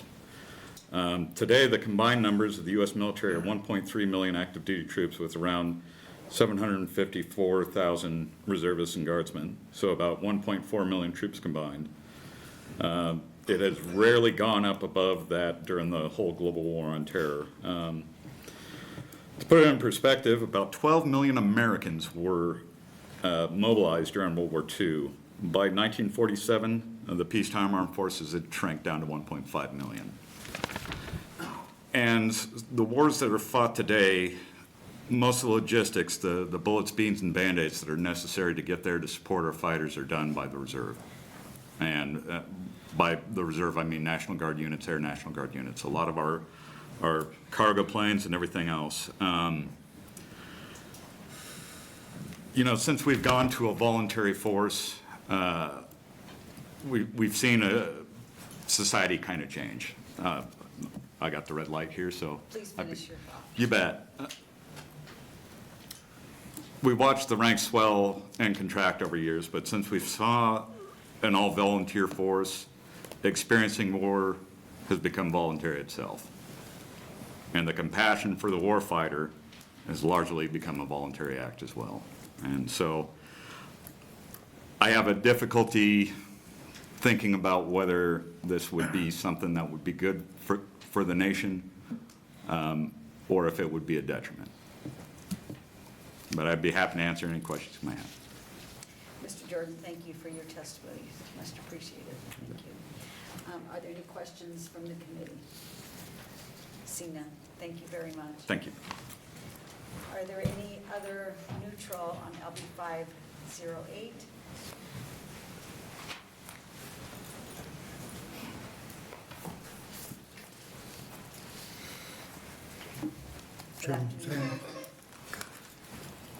Chairwoman Sanders and members of the committee, my name is Ron Todd Meyer, RONTOD-MEYER, and I had submitted some comments to this committee this morning, but I just want to add a few more details. And I'm a member of Nebraskans for Peace and Veterans for Peace. I served in Vietnam in 1967 and 68. At that time, the National Guard was voluntary, and people joined the National Guard so they wouldn't have to go to Vietnam. And that's what I think most of us grew up with, that idea. A lot of people grew up with that idea, that if you served the National Guard, you wasn't going to be sent into a combat zone. And that's the way it should be. I think the National Guard was designed to protect the homeland and not to be sent into some combat zone. And I belong to peace organizations now because I believe General Dwight Eisenhower had it pegged right after in his concluding remarks as president. He said we're being controlled by the military-industrial complex. And everything is controlled by money and war-making machines. yesterday, the House passed a bill, continuing resolution. It gave the military $6 billion more dollars, and it cut $13 billion from domestic programs. We are being controlled by the military, and that's why all of these wars have been fought, and we need to find ways to settle conflicts by peaceful means. And that's what I think the organizations, Veterans for Peace, has been phenomenal for me to get through this whole idea of what we did in Vietnam and what we've done to every war since. We did it to our soldiers. The other thing I want to mention, I think the last speaker mentioned it too. In Vietnam, I was drafted. I was drafted into the Marine Corps. And people in this country, there was a lot of people that had military or soldiers in the military at that time. Today, there's only 1% of the families of this country that have anybody in the military. And I guess what I would like to see happen is we need national service. I think that is great. But we need to find other ways to serve our country and serve the world around us and our neighbors. And we can do that without using military force all the time. Thank you. Thank you, Mr. Dodmeyer. Ron Moore. For your testimony. Thank you. Thank you. Let me check to see if there are any questions from the committee members. See none. Thank you very much. Are there any other testimonies for LP 508 in the neutral?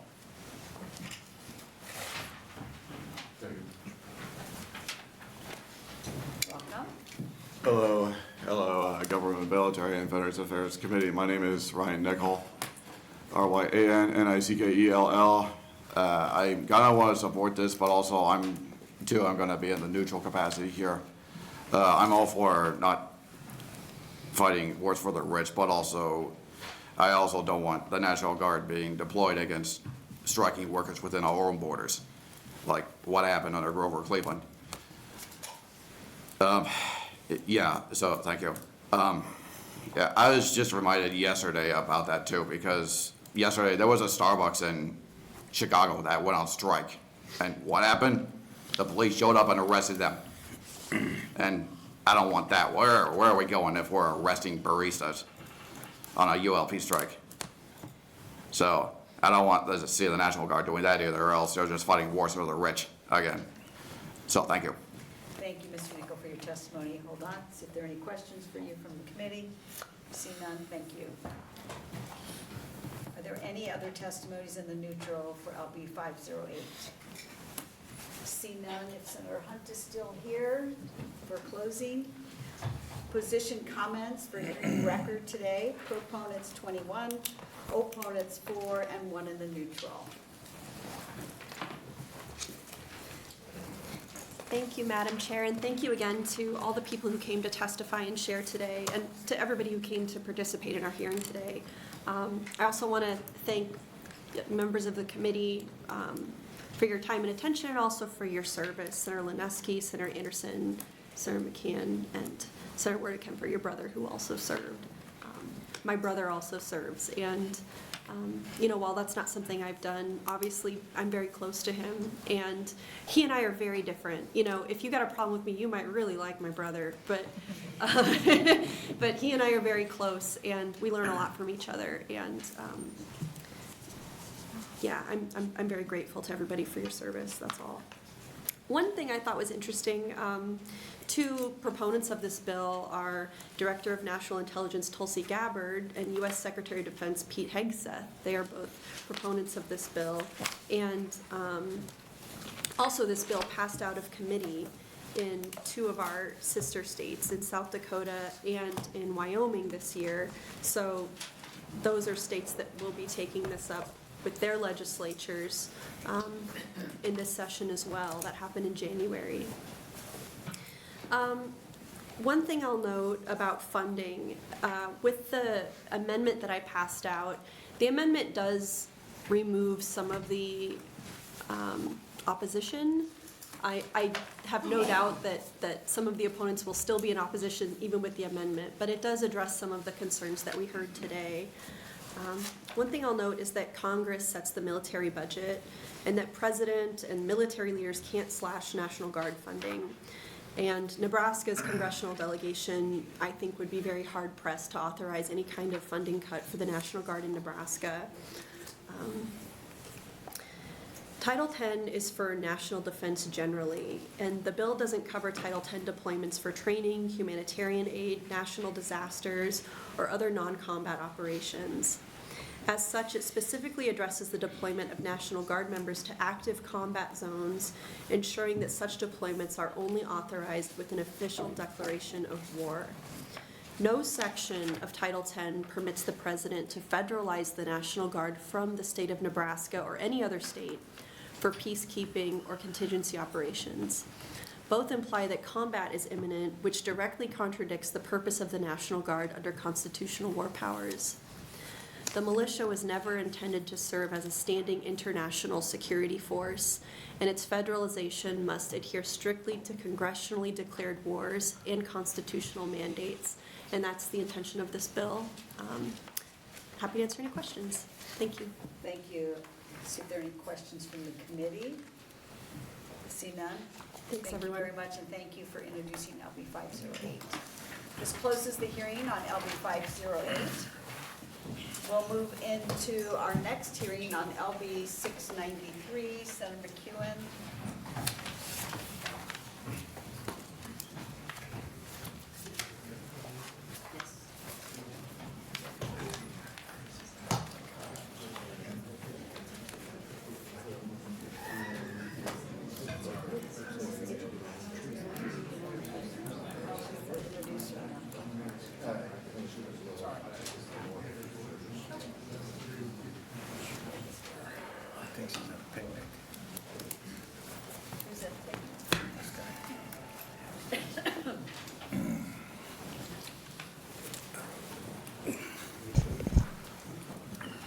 Welcome, Senator McEwen. Thank you. Good afternoon, Chair Sanders and members of the Government, Military, Veterans, and Affairs Committee. I'm Senator Dan McEwen, D-A-N, M-C-K-E-O-N, representing District 41, Nebraska State Legislature. I'm here to introduce LB 693. Because of the importance of this bill, we are providing a great deal of background and documents in our handouts about the important issue that can only touch on in this opening. However, it gives you the opportunity to explore in more detail on your own and place the information on official record on this hearing. LB 693 was brought to us by the Nebraska chapter of Veterans of Foreign Wars. The intent is to protect Nebraska veterans from defraud by people offering benefits, claims, services illegal for pay to veterans that are offered free of charge by veterans organizations so a veteran should not be forced to pay. These practices are already a violation of federal law. Until 2006, there was a clear enforcement mechanism. Unfortunately, in a sneaky move by the worthy Nancy Pelosi, description of Obamacare, as in we had to pass the bill to see what's in it. Congress removed the penalties. We have found no clear path of how that happened. There have been bipartisan efforts, including a bill filed in Congress a few weeks ago to fix this, but because of the dysfunctional partisan nature of the Congress, the problem hasn't been fixed. 3 states have passed a similar legislation to LB 693 to fix this. New York did it several years ago. Recently, New Jersey and Maine have passed the bills. The nonpartisan unicameral should be the 4th to do this. While it is inconsistent with federal law, Louisiana just passed a law that allowed an unaccredited private company to assist in veterans, but it has limits on how much can be charged. Public disclosure of the companies to the State Veterans Administration, plus outlines several specific practices, adds more specific disclosure requirements to veterans before entering into a contract. It is arguably better than the status quo, but is still not satisfactory to protect vulnerable veterans. These scams have increased since the passage of the PACT Act in Congress in 2022. that increased annual compensation by veterans by $135 billion. According to the Consumer Financial Protection Bureau, claim sharks who present themselves as consultants or coaches use aggressive tactics and false promises to pressure veterans into paying fees for assistance. These companies have been given cease and desist orders by the VA, but without this enforcement penalties, a multi-dollar industry has developed based on ignoring the law. Honest companies should have to come out of the shadows. Fees are often a percent of the future benefit of the benefit payments that can be as much of more than 5 times the amount of the increase in the benefit that can be obtained with the help that is free. We might be able to charge more reasonable fees if these companies weren't burning profits on the National Army of lawyers and lobbyists. According to the Disabled American Veterans National Service Director, Jim Marzoik, the DAV will never charge a veteran for claim assistance. We have over 3,700 benefit advocates who assist hundreds of thousands of veterans annually. Helping veterans should never be about a profit. It's simply about ensuring that they receive the care and benefits they have earned. There are thousands of more benefit advocates with other veterans organizations that do not charge. The DAV, the VA, the state, the county, and other veterans organizations warn veterans about deceptive tactics and warning signs of scams that they should report. LB 693 addresses these attempts to defraud veterans in applying for benefits by amending the Uniform Deceptive Trade Practice Act to include them in the definition found in the statute of 87-302. The worst of these crooks could probably be prosecuted under the current act, but this legislation makes it clear that there is accountability.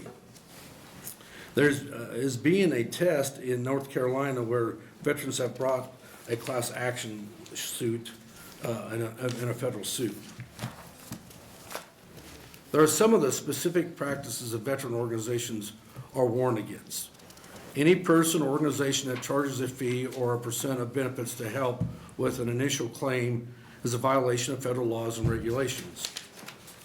A person that guarantees for a fee and a large increase in a veteran's service-connected disability rating.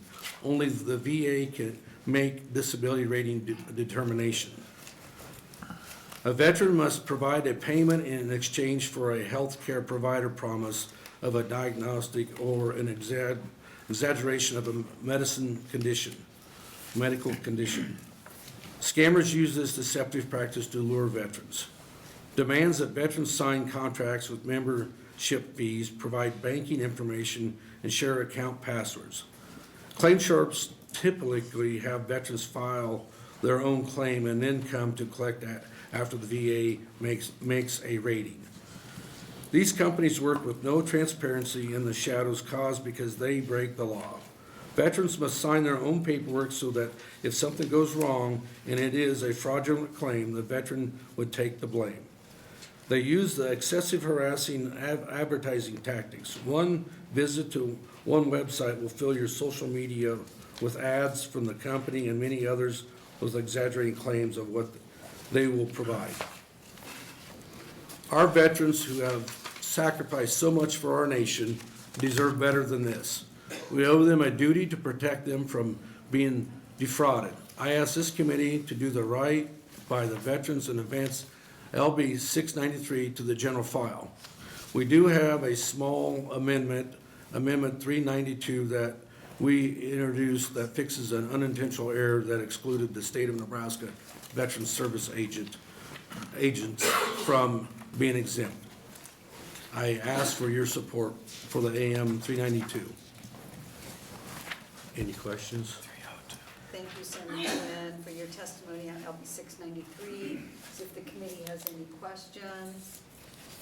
See none? Thank you. And you'll stay for closing? I will. Thank you. We'll call on proponents on LB 693.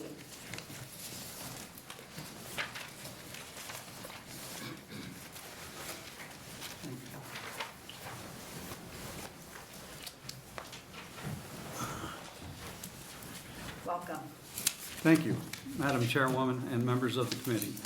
My name is Ken Yount. That's K-E-N-Y-O-U-N-T. I am the Nebraska State Commander for the Veterans of Foreign Wars. I'm here today to urge you to pass LB 693 out of committee for a full vote. This bill is designed to protect veterans from predatory companies that have and will continue to ignore the U.S. federal code governing this matter.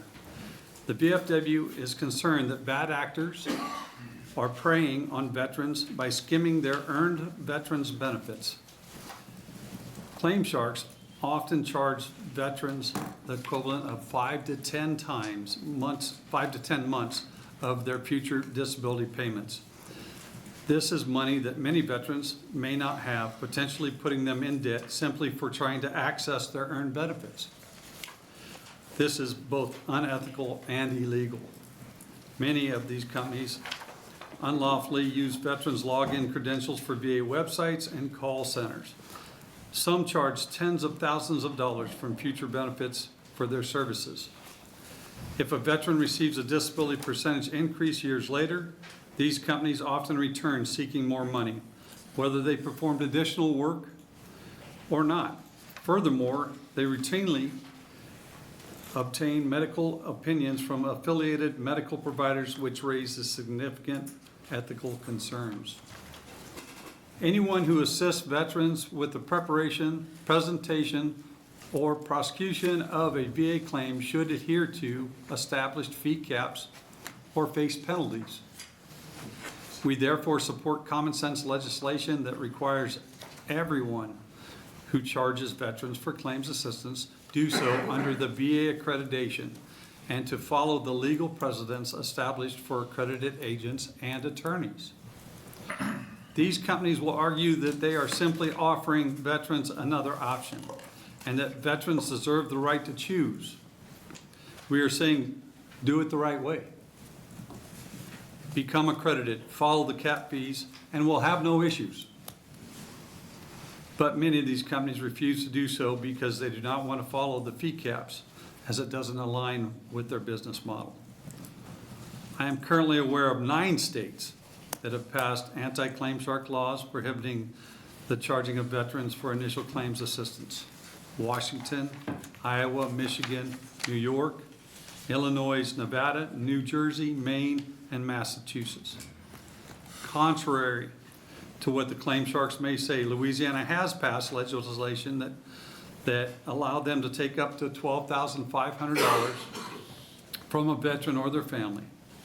This is simply shameful, and which is why the state of Louisiana's Veterans of Foreign Wars is suing the state of Louisiana over the passing of this bill and how it was done. That case is scheduled to be heard in June of 2025, according to the VFW State Commander in Louisiana, which I spoke to last night, just to verify that that was actually happening. The VFW urges you to pass LB 693 to prohibit nefarious conduct by unscrupulous claim sharks against our veterans and their survivors. Lastly, I want to point out that there's no financial note, no fiscal note to this bill. It's simply doing the right thing.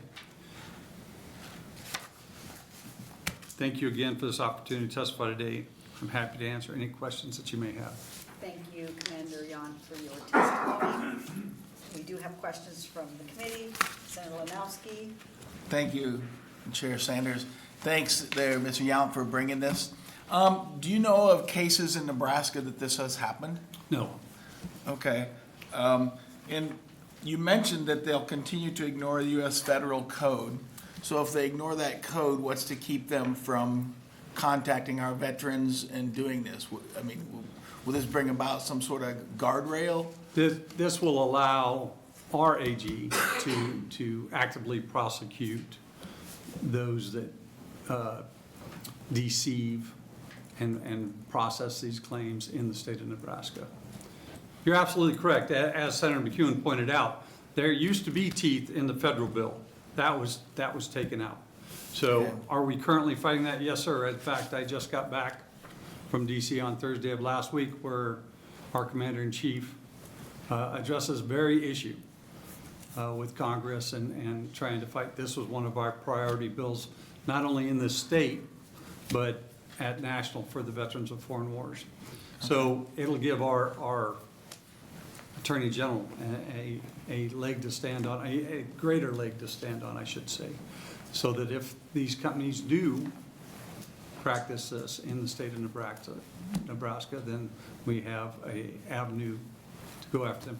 There's no sense in the state. We have, county veteran service officers, state veteran service officers, every veterans organization, whether it's the VFW, American Legion, DAV, we all have veteran service officers that will do this work for free. So hopefully there'll never be a need for one of these organizations to even operate here, but just to make sure, let's put the law in place. Okay. Thank you for your testimony, and I want to thank all you all for your service. Appreciate it. Thank you. And you as well, Senator. Any other questions from the committee? See none? Thank you very much for your testimony. Thank you, ma'am. Any other proponents on LB 693?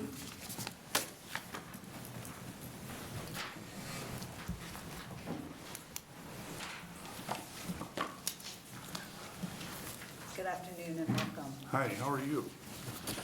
My name is Boyd Yoakum, B-O-Y-D-Y-O-C-H-U-M. I'm the Nebraska State Commander for the American Legion. I represent 24,000 Nebraska Legionnaires from across our great state.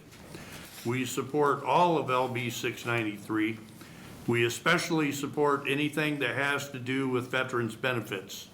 We had this conversation last year, and we're not sure why we have to have it again.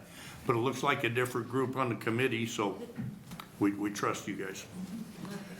So, our county veteran service officers are trained, certified, and provide the service of preparation and presentation of claims to the Veterans Administration. This service is provided to the veteran for free.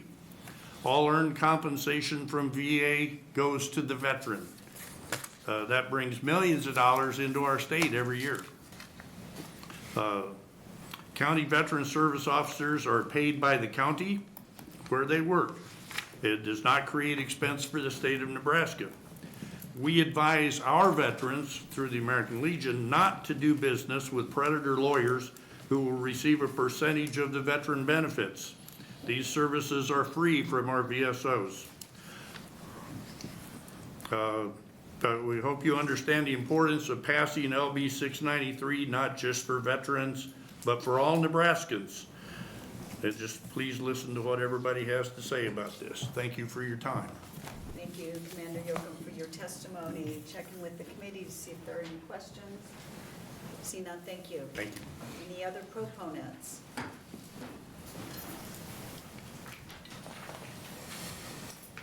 Welcome.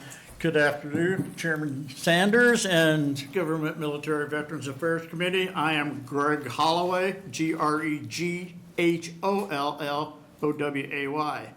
I am the past Department Commander for the Disabled American Veterans Department of Nebraska and also the past State Council President for the Vietnam Veterans of America. I'm a former County Veteran Service Officer. I've been a legislative advocate throughout this organization for the approximately 34 years. I've turned that duties over to a young veteran. I believe in this bill very much. I once was almost taken in by a Social Security claim, but with my mouth and my knowledge, I got out of that real easy. And it can happen, it happens real easy. And the Disabled American Veterans and the Vietnam Veterans of America, one of their duties is to protect our veterans and their dependents. Now, a lot of Vietnam veterans have never filed for service-connected disabilities ever. And they could possibly expire because of their service-connected disabilities. So a spouse is eligible for what's called DIC, and that's a benefit. And they don't know what to do because their husbands or wives didn't tell them what to do. That's not supposed to be running. I think it's back there. So, we need to look after the dependents also, and that's one of the things these claim sharks do. They go after the dependents, and they can get a lot of money out of them that they definitely need. So, Vietnam Veterans of America, Disabled American or Veterans support this 100%, and I think we're just asking you, get it out of committee. Let the chambers look at it and talk about it. And every one of you on this committee, I would like you to support it. Any questions? I'll answer any questions. I've been around a long time. I'm one of the old guys. Thank you, Mr. Holloway, for your testimony. Good to see you again. I'm going to check to see if there are any questions from the committee. See none? Thank you. Thank you for taking the time.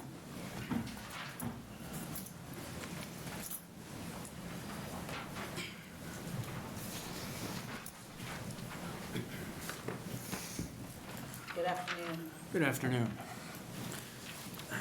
Chairperson Sanders, Vice Chairperson Anderson, members of the Government, Military, and Veterans Affairs Committee, thank you for the opportunity to speak today.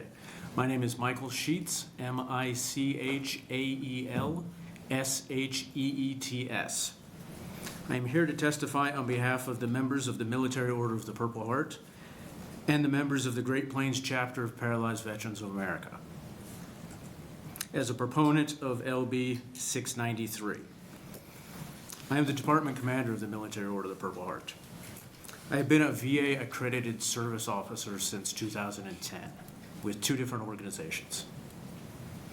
As a VA accredited service officer, I represent our nation and Nebraska's most catastrophically disabled veterans that have ALS, MS, which is Lou Gehrig's disease, Parkinson's disease, traumatic amputations, our nation and Nebraska's most vulnerable veterans.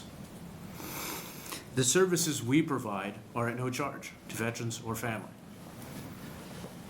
The services that we provide is more than just filling out a form and sending it to the federal VA.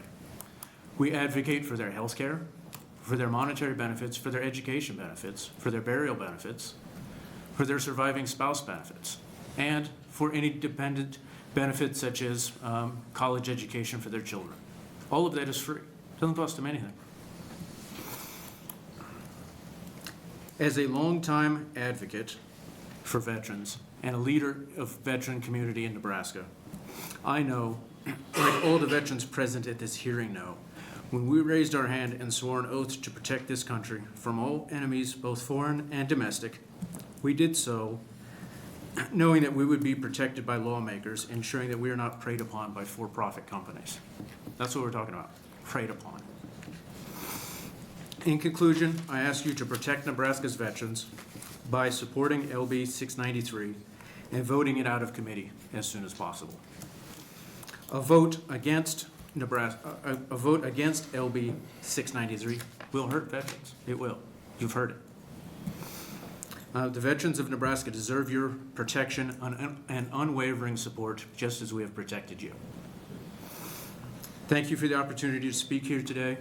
I am happy to answer any questions. Senator Hunt, I appreciate your brother's service. Senator Anderson, thank you for your service. Senator Lowanowski, thank you for your service. And Senator McKean, thank you for introducing this and your service.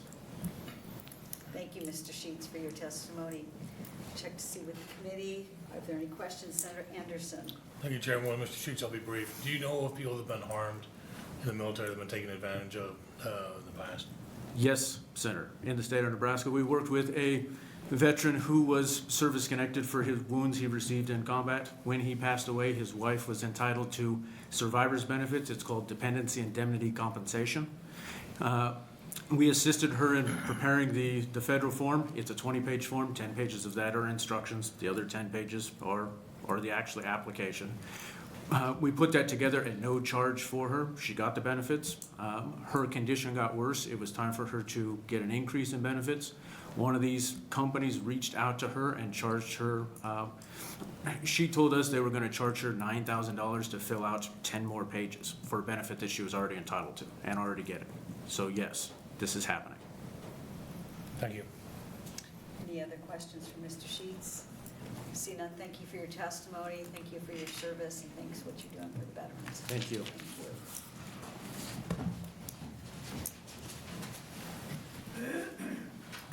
Proponent for 593? Yes. Or 693, thank you. Chairwoman Sanders, members of the committee, thank you for having me. My name is Mark Lakamp, M-A-R-K-L-A-K-A-M-P. I'm the County Veteran Service Officer of Lancaster County, and I'm speaking on support of LB 693 on behalf of Lancaster County, as well as the Nebraska Veterans Council and the County Veteran Service Officers Association of Nebraska. I've served as a Lancaster County Veteran Service Officer since 2022 and I retired from the United States Navy with 30 years of service. I won't repeat the other points witnesses on why this bill is required, but I agree with all of them. Instead, I'll point out there's absolutely no need for any veteran in the state of Nebraska to pay for assistance in filing a claim with the VA. No matter where a veteran lives in the state, there are trained experts who can help them file claims with the VA at absolutely no cost. Every county in the state has accredited veteran service officers whose salaries are paid by their county to assist veterans in filing claims with the VA. The State Service Office of the Nebraska Department of Veterans Affairs has accredited service officers whose job is to assist veterans in filing these same claims. Additionally, the various veteran service organizations like VFW, DAV, American Legion, PVA in the state all have accredited veteran service officers who do the same thing. The opponents of this bill will probably tell you that veterans need a choice or someone to, quote, fight for them. They'll probably also tell you that the VSOs, such as myself, aren't as good as they are helping veterans, and that the VA system is in place is so rigged against veterans that the service says the claims consultants are vital to protect veterans. On the first point, there are over 140 accredited VSOs in Nebraska listed on the VA's Office of General Counsel's accreditation website. Additionally, there are multiple accredited attorneys or accredited claims agents who are required to follow the VA's ethics guidelines. The VSOs, like myself, are trained on how to file all types of claims with the VA. We must complete annual training or annual continuing education requirements, and most importantly, are held to the ethical standards required by the accrediting veteran service organizations and the Veterans Administration. None of the non-accredited claims agents that LB 693 will prevent from preying on our veterans can say this. As a second point, I don't think you'll get any argument from anybody here in this audience that the way the VA handles claims has a lot of room for improvement. We understand the ins and outs of it, though. As accredited VSOs, we have access to the veterans' electronic file at the VA. We can track their claims to completion, stepping in when necessary to keep it on track. Claims consultants do not have this access or the ability to represent veterans at hearings, high-level review conferences, or their VA appeal venues. Last year, the VSOs at the Lancaster County Veteran Service Office helped over 2,900 veterans or family members make over 2,600 submissions to the VA to include new claims, claims for increase, or appeals for previously denied claims. VA ratings awarded to our veterans and family members last year, and this is just for Lancaster County, resulted in over $3.6 million in retroactive award payments and $5.8 million in annual award increases. All this came at absolutely no cost to the veterans and the family members. After the Civil War, when the Veterans Administration was first established, there were a rash of unscrupulous individuals who started taking advantage of veterans by, quote, helping them file claims, often for exorbitant fees. Because of this, the VA began accrediting veteran service organizations to help veterans file claims with the VA at no charge to veterans. Eventually, it became illegal for anyone to charge a fee to help a veteran file a new claim with the VA. I'll allow you to finish. Thank you. It's still legal for anyone to charge a fee to help a veteran file a claim for new or increased benefits, but unfortunately, there is no enforcement mechanism for this, as has been discussed earlier. Note, this is different than filing an appeal with the VA, and that's what accredited attorneys and claims agents can do. They can charge a reasonable fee that is regulated by the VA, and they are subject to VA ethical standards. Nothing in LB 693 will change that. Nothing in LB 693 will prevent these claims consultants from becoming accredited claims agents with the VA if they chose to do so. They won't, though, because following the VA's ethics requirements and only charging reasonable fees in support of an appeal does not work with the business model. The claims consultants that LB 693 will prevent from preying on our veterans are not accredited by the VA, are not held to any ethical standard, and do not complete regular training. Most importantly, they're not working on behalf of the veteran. They exist to enrich themselves by taking a portion of the money that the veteran is rightfully entitled to. If you have any questions that I can answer about how they operate, how the VA claims process works, what veterans service officers do, or anything else, please don't hesitate to ask me. Please do what's right to prevent claims consultants from preying on veterans in Nebraska by LB 693 state law. Thank you. Thank you, Mr. LeCamp, for your testimony. Check to see if there are any questions from the committee. See none. Thank you very much. Thank you. Any other proponents on LB 693?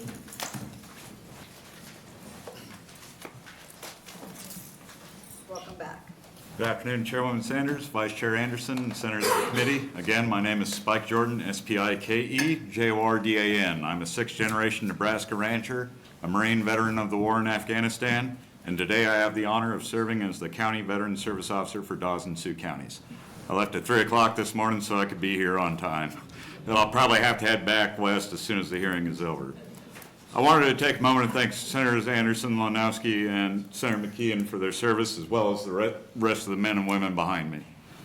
A veteran service officer can be tricky to describe sometimes, but I tend to explain it to people as we're 1/5 an attorney, 1/5 a social worker, and 1/5 a private detective.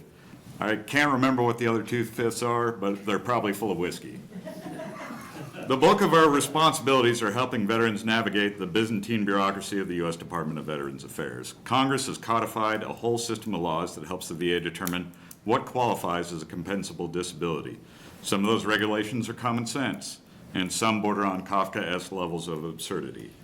For example, the VA will grant service connection and compensation for a SCAR, but only if the SCAR meets a specific length and width requirement. VA will sometimes give a veteran a rating of 0%, which is a literal insult to injury. They acknowledge that you got hurt, but they'll say that the scars don't disable or disfigure you enough to entitle you to a check. Now, expecting a layman off the street to know how to successfully prosecute a basic claim for disability compensation is unrealistic. While some of the branches offer a separation and readjustment class to set up veterans up for success in their civilian lives, the only consistency in the federal government is that it is inconsistent. Luckily, my peers and I are trained and accredited to assist the veterans with claims and appeals. We do this at no cost to the veteran. Some of us are overworked and some of us are underpaid, but in the 3 years that I've had this job, I have never once had any problem calling the service officer in the next county or halfway across the state and asking them for help. The bulk of us are disabled veterans ourselves. We zealously advocate for our clients because we've been there. We've seen the sorts of gymnastics that the government uses to juke from its responsibilities. Now, I don't know if there's reps from these for-profit companies to testify against this bill here today, but if they weren't in it to screw the veteran and siphon off benefits that they had no hand in earning, they wouldn't send the lobbyists. They wouldn't be paying 6 figures for some K Street quack to come and pull you out into the rotunda. Their service would speak for itself. Half of them flinched when it came time to put body and mind on line in service to the comrade and country. The other half are shameless confidence men profiteering off the blood shed by their brothers and sisters. The pool of perfidious pontificators will proclaim that the veterans should have the choice to be hoodwinked by the companies that they represent. They want you to believe that the free market solution is dodgy contracts wherein men and women who sacrifice something for this country should become contractually indentured to those who have sacrificed nothing. They are cynical charlatans charging ransoms for a service that my peers and I already do for free. For 2 years now, I've been driving 8 hours one way on my own dime to testify on this. I don't use a county vehicle. I don't charge the county for my time. The VFW offered to help with my mileage and maybe a hotel room, but I stay here with a fellow Afghan vet in town. That way they can use those funds to help vets that actually need it. I do all these things because I want to emulate the example set by Marine General Smedley Butler. Under the portico of City Hall in Philadelphia is a plaque that attests to Butler's post-Marine Corps career as Director of Public Works. In a time of great corruption, he proved incorruptible. The lobbyists who will oppose this bill cannot say the same. Thank you, Senators, and I would be happy to answer any questions. Thank you, Mr. Jordan, for your testimony. Much appreciated. Any questions? Senator Anderson. Thank you, Chairwoman, and thank you, Mr. Jordan, for your service and your time. I've worked for some VSCs in the past. Just out of curiosity, what is the accreditation process? So there is a training called TRIPS training that the VA prescribes. It is one of the most excruciating things that I've ever gone through. It's thousands and thousands of slides of information that you have to remember in pretty deep detail. They will not tell you exactly what is going to be on the test, and it changes every single time. But once you go through that, you need to go through a service organization that offers a basic benefits course. For the county service officers here, it's through the National Association of County Veteran Service Officers. Once we go through that, we have to apply for accreditation, which means we go through a background check. The federal government ensures that we are not dodgy people, that we are, ethically sound. And once that occurs, we can apply for cross accreditation through the VFW, DAV, other agencies. The one thing about Mr. LeCamp alluded to computer access. We have to get a CAC card, and the process of that involves getting fingerprinted and having a whole background check done on you. It's a very extensive process, and we have to maintain at least 12 continuing education credit hours a year. Because the VA changes so often, that's not usually much of a problem for us. There's always stuff for us to talk about. But we have twice annual trainings and then another training in the fall. VFW puts on a lot of trainings across the state as well. It's a lot of steel sharpens steel. Thank you. But Any other questions from the committee? See none. Thank you, Mr. Jordan, for your time driving Thank you. down here. Drive home safe. Will do. Thank you. Thank you. Any other proponents on LB 693?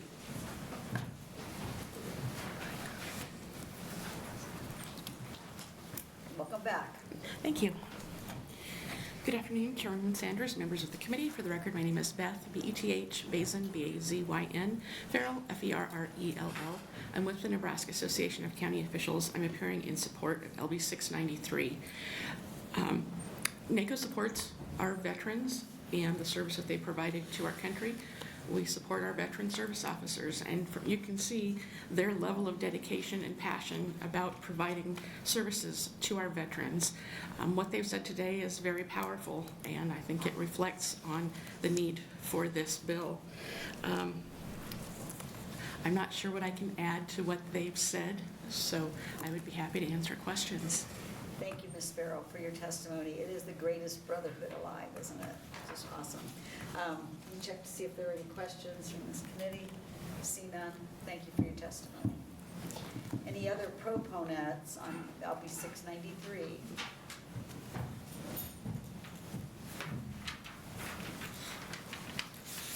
you go. I apologize that I do not have paper. I live in the country and my internet decided to go out. So, welcome. Okay. Let me turn this up so I can read it. So, Chairman Sanders, distinguished members of the committee, thank you for the opportunity to submit testimony. My name is Melissa Allen, M-E-L-I-S-S-A-A-L-L-E-N. I am here today to represent the Nebraska Veterans Council, which is the legislative voice in Nebraska for all the veteran service organizations, and also to testify on behalf of myself personally.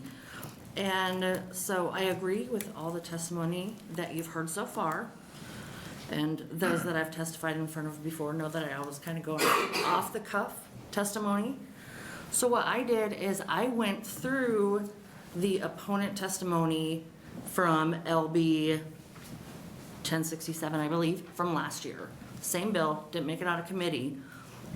So I took out some of the key points that they had as their opposition. So before they come up here, I just thought I'd offer my pre-buttal, we'll call it.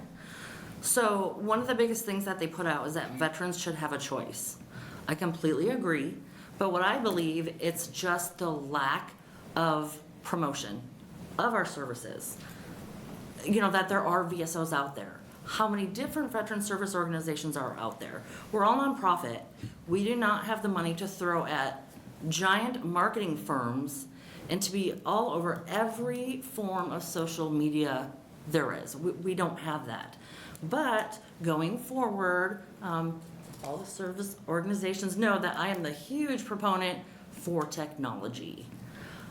So it's starting to use that technology, get the word out, get on Discord servers, and have members of the veteran service organizations you know, be trained to post on social media.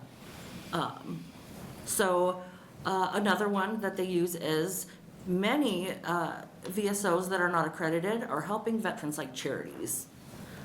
Same thing, they can't file with the VA, but they're the same as a claim shark, but they're a charity, they don't charge. I see my yellow light is on. And then a huge thing that I see on all of these web pages, veteran-owned and staffed. And my response is, so what? Being a veteran does not necessarily mean you're honorable and that you always do the right thing, or we wouldn't have Fort Leavenworth. I have a bunch more, but my time is almost out. Is there any questions? Continue. Okay, so this, from a medical standpoint, because I have been a VSO for years. So the VHA, they require anybody that goes through the medical records, especially during the disability claims process, to be certified coders and auditors. You know, these organizations are just hiring anybody that's digging through those records. And before you ask, why don't I expect that of my veteran service organizations or law firms? We don't have to. The VA has already given us their stamp of approval. That's why we're accredited. Me, myself, I am a certified medical coder, auditor, and biller. I have been for 15 years. And then, you know, they like to use that excuse also. So one more thing is that on their myth and fact sheets that they like to put out is that these veteran service organizations always have other stuff going on. Yes, of course, but that's why there's different committees within these veteran service organizations. You know, my chapter, VFW and DAV, we both have the dedicated veteran service officer team. We always have the legislative team. There's a team for anything. So using the excuse that, you know, we're not just dedicated to claims, well, that's right, but there's a reason for that. And so, any questions? Thank you for your testimony. Ms. Allen, checking with the committee to see if there are any questions. See none. Thank you for taking the time for your testimony. Thank you. Any other proponents for LB 693?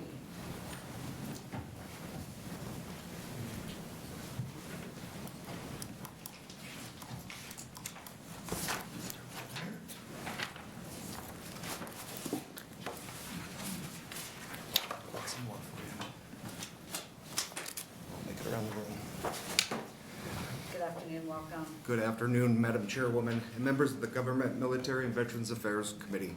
Thank you for the opportunity to speak here today. My name is Jeffrey Baker, Jeffrey Baker, and I'm here to testify on behalf of the VFW as a proponent of LB 693. In an effort to avoid duplicating the testimony of other proponents, I would like to take a few minutes to address the committee, not about what you have heard, but about what you're about to hear. My testimony is intended to provide clarity regarding upcoming misinformation and offer insight as to why LB 693 is a priority bill for the VFW and the Nebraska Veterans Council. Before I do that, however, I would like to share with you a little bit about my favorite number, 0.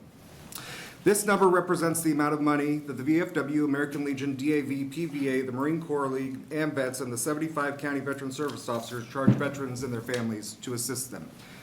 0 also represents the amount of money we have spent on lobbyists, because it is our responsibility to represent veterans, not profit off of them.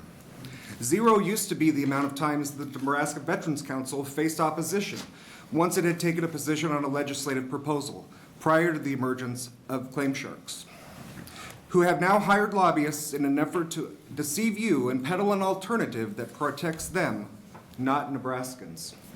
In fact, this issue is the first time a single dollar has ever been spent to convince lawmakers that the veteran service organizations recognized by Nebraska Revised Statute 80-401.1 do not have Nebraska's heroes' best interests in mind when advocating for veterans' rights and issues.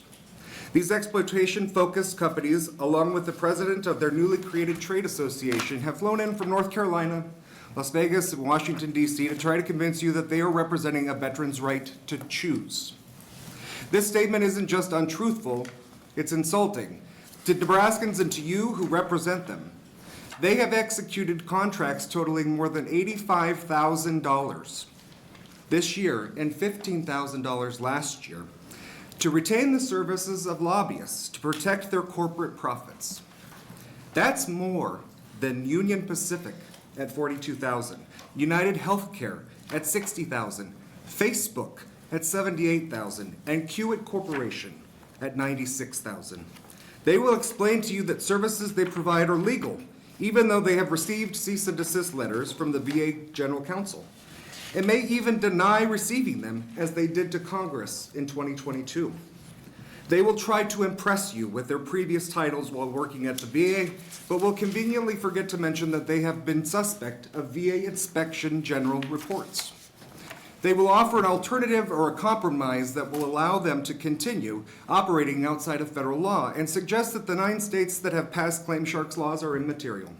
They will try to convince you that their fees are reasonable and provide a lowball total of $5,000 when the actual cost could be upwards of $20,000 to $25,000. They will justify this by offering payment plans to allow veterans to get out of the debt that they have burdened the veteran with because the contract was written in 12-point font.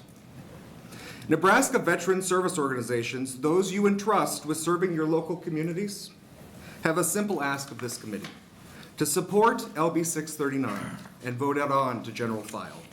The veterans of Nebraska deserve better than what these out-of-state companies are peddling to you.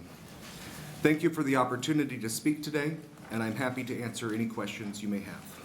Thank you, Mr. Baker, for your testimony. Are there any questions from our committee members? See none. Thank you very much. Madam Chair, would it be okay if I answered Senator Ladowski's question regarding examples?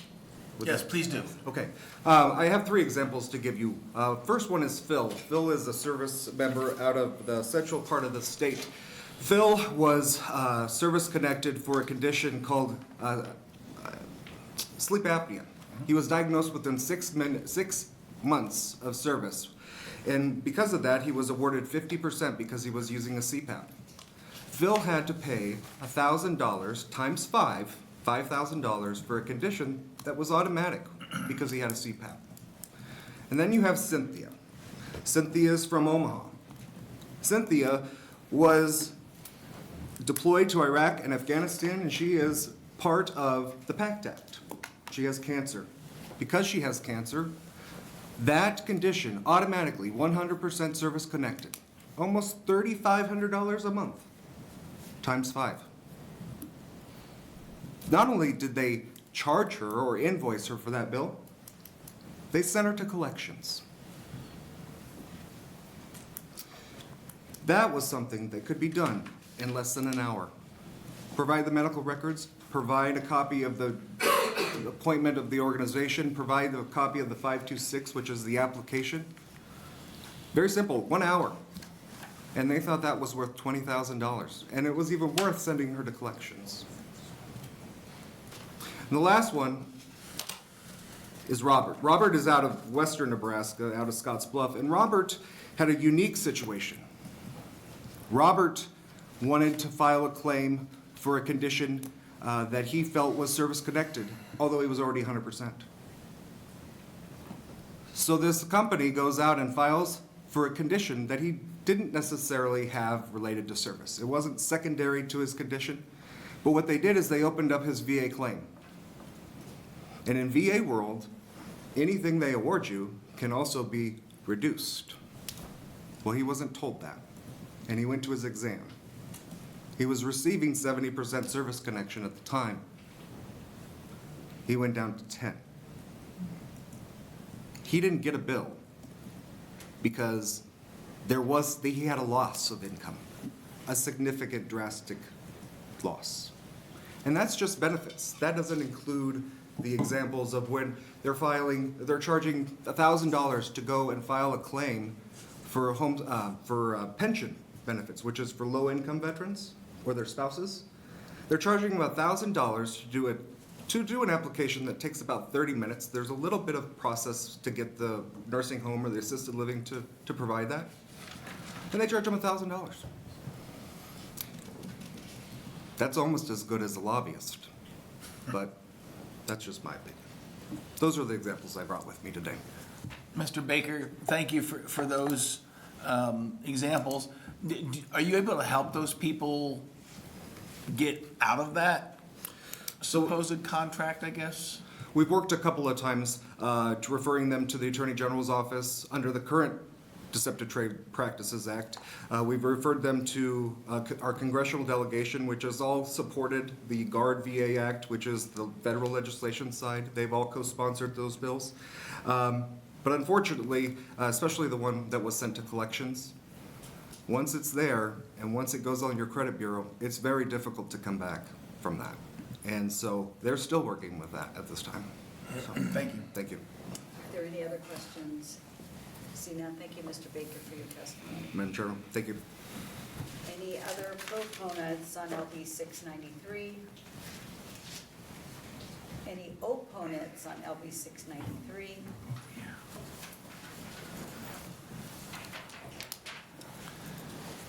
Good afternoon.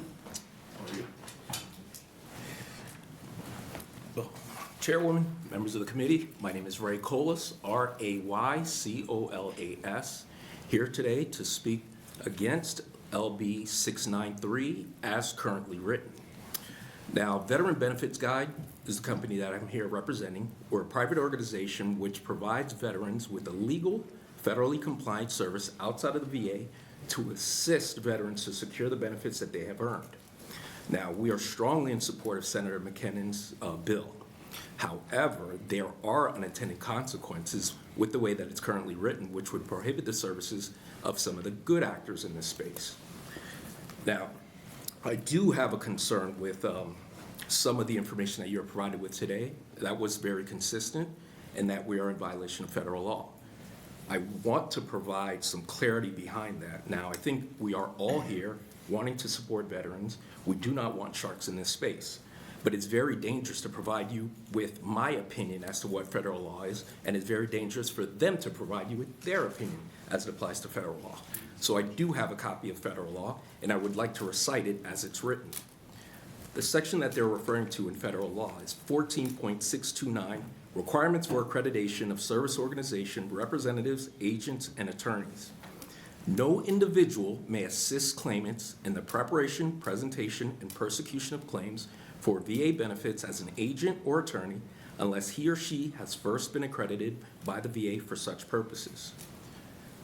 Given the services we provide, we do not act as the veteran's agent. We do not provide them with legal services.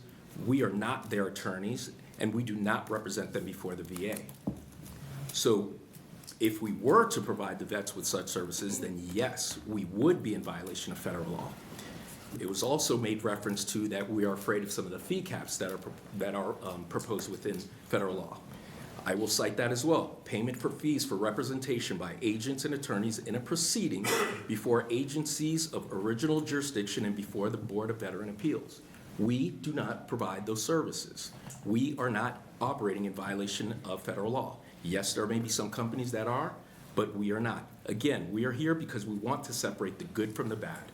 We do agree that bad actors do exist. However, taking a sledgehammer to something that deserves a fine needle to address, I think that is the better approach. Another point that was made that there are 9 states that prohibit our services. There are not 9 states that prohibit our services, but there are 9 states that do have protections that are put in place, 2 of which do prohibit our services, and those 2 states, there's a pending suit in those 2 states. So, as currently written, again, the bill would limit options, and there are vets who are out there who can't navigate the current bureaucratic process, and there are some vets that are committing suicide because they don't have options available or don't feel that they have options available to them. So why would we get rid of an option that is available to them for as long as they're well informed? And I do agree that there are vets that don't know a free service exists, and we do promote that free services do exist, but they still sign on the dotted line because they know they need help, or for purposes of convenience prefer to use our services fully knowing what they will have to pay. I'm asking that we oppose the bill as currently written. Thank you, Mr. Colas, for your testimony. Are there any questions? Senator Anderson. Thank you, Chairwoman, and thank you, Mr. Colette, for being here. Mr. Baker with VFW stated, some legal firms receive, quote, cease and desist letters. Has your company, or do you know of companies or anybody affiliated with your company that have received cease and desist letters? So that cease and desist letter that they're making reference to was stated that we have been informed that you may be in violation of federal law, and if you are in violation of the law, then you must essentially cease and desist. So it's an advisory and not a... That's correct. Okay, thank you. Any other questions for Mr. Colas? Senator Lanowski. Thank you, Chair Sanders, and thank you, Mr. Colas, for being here. Are there any amendments that you would recommend that might help Senator McEwen's bill if it gets across the finish line? Absolutely, because again, consistently the proponents of the bill state that we're in violation of federal law, then let's replicate the language that's in federal law. Let's replace the language of concern with no individual may assist claimants in the preparation, presentation, and persecution of claims for VA benefits as an agent or attorney unless he or she has first been accredited by VA for such purposes, and we will support that bill. Okay, thank you. Any other questions? See none, thank you for your testimony. Any other opponents for LB 693?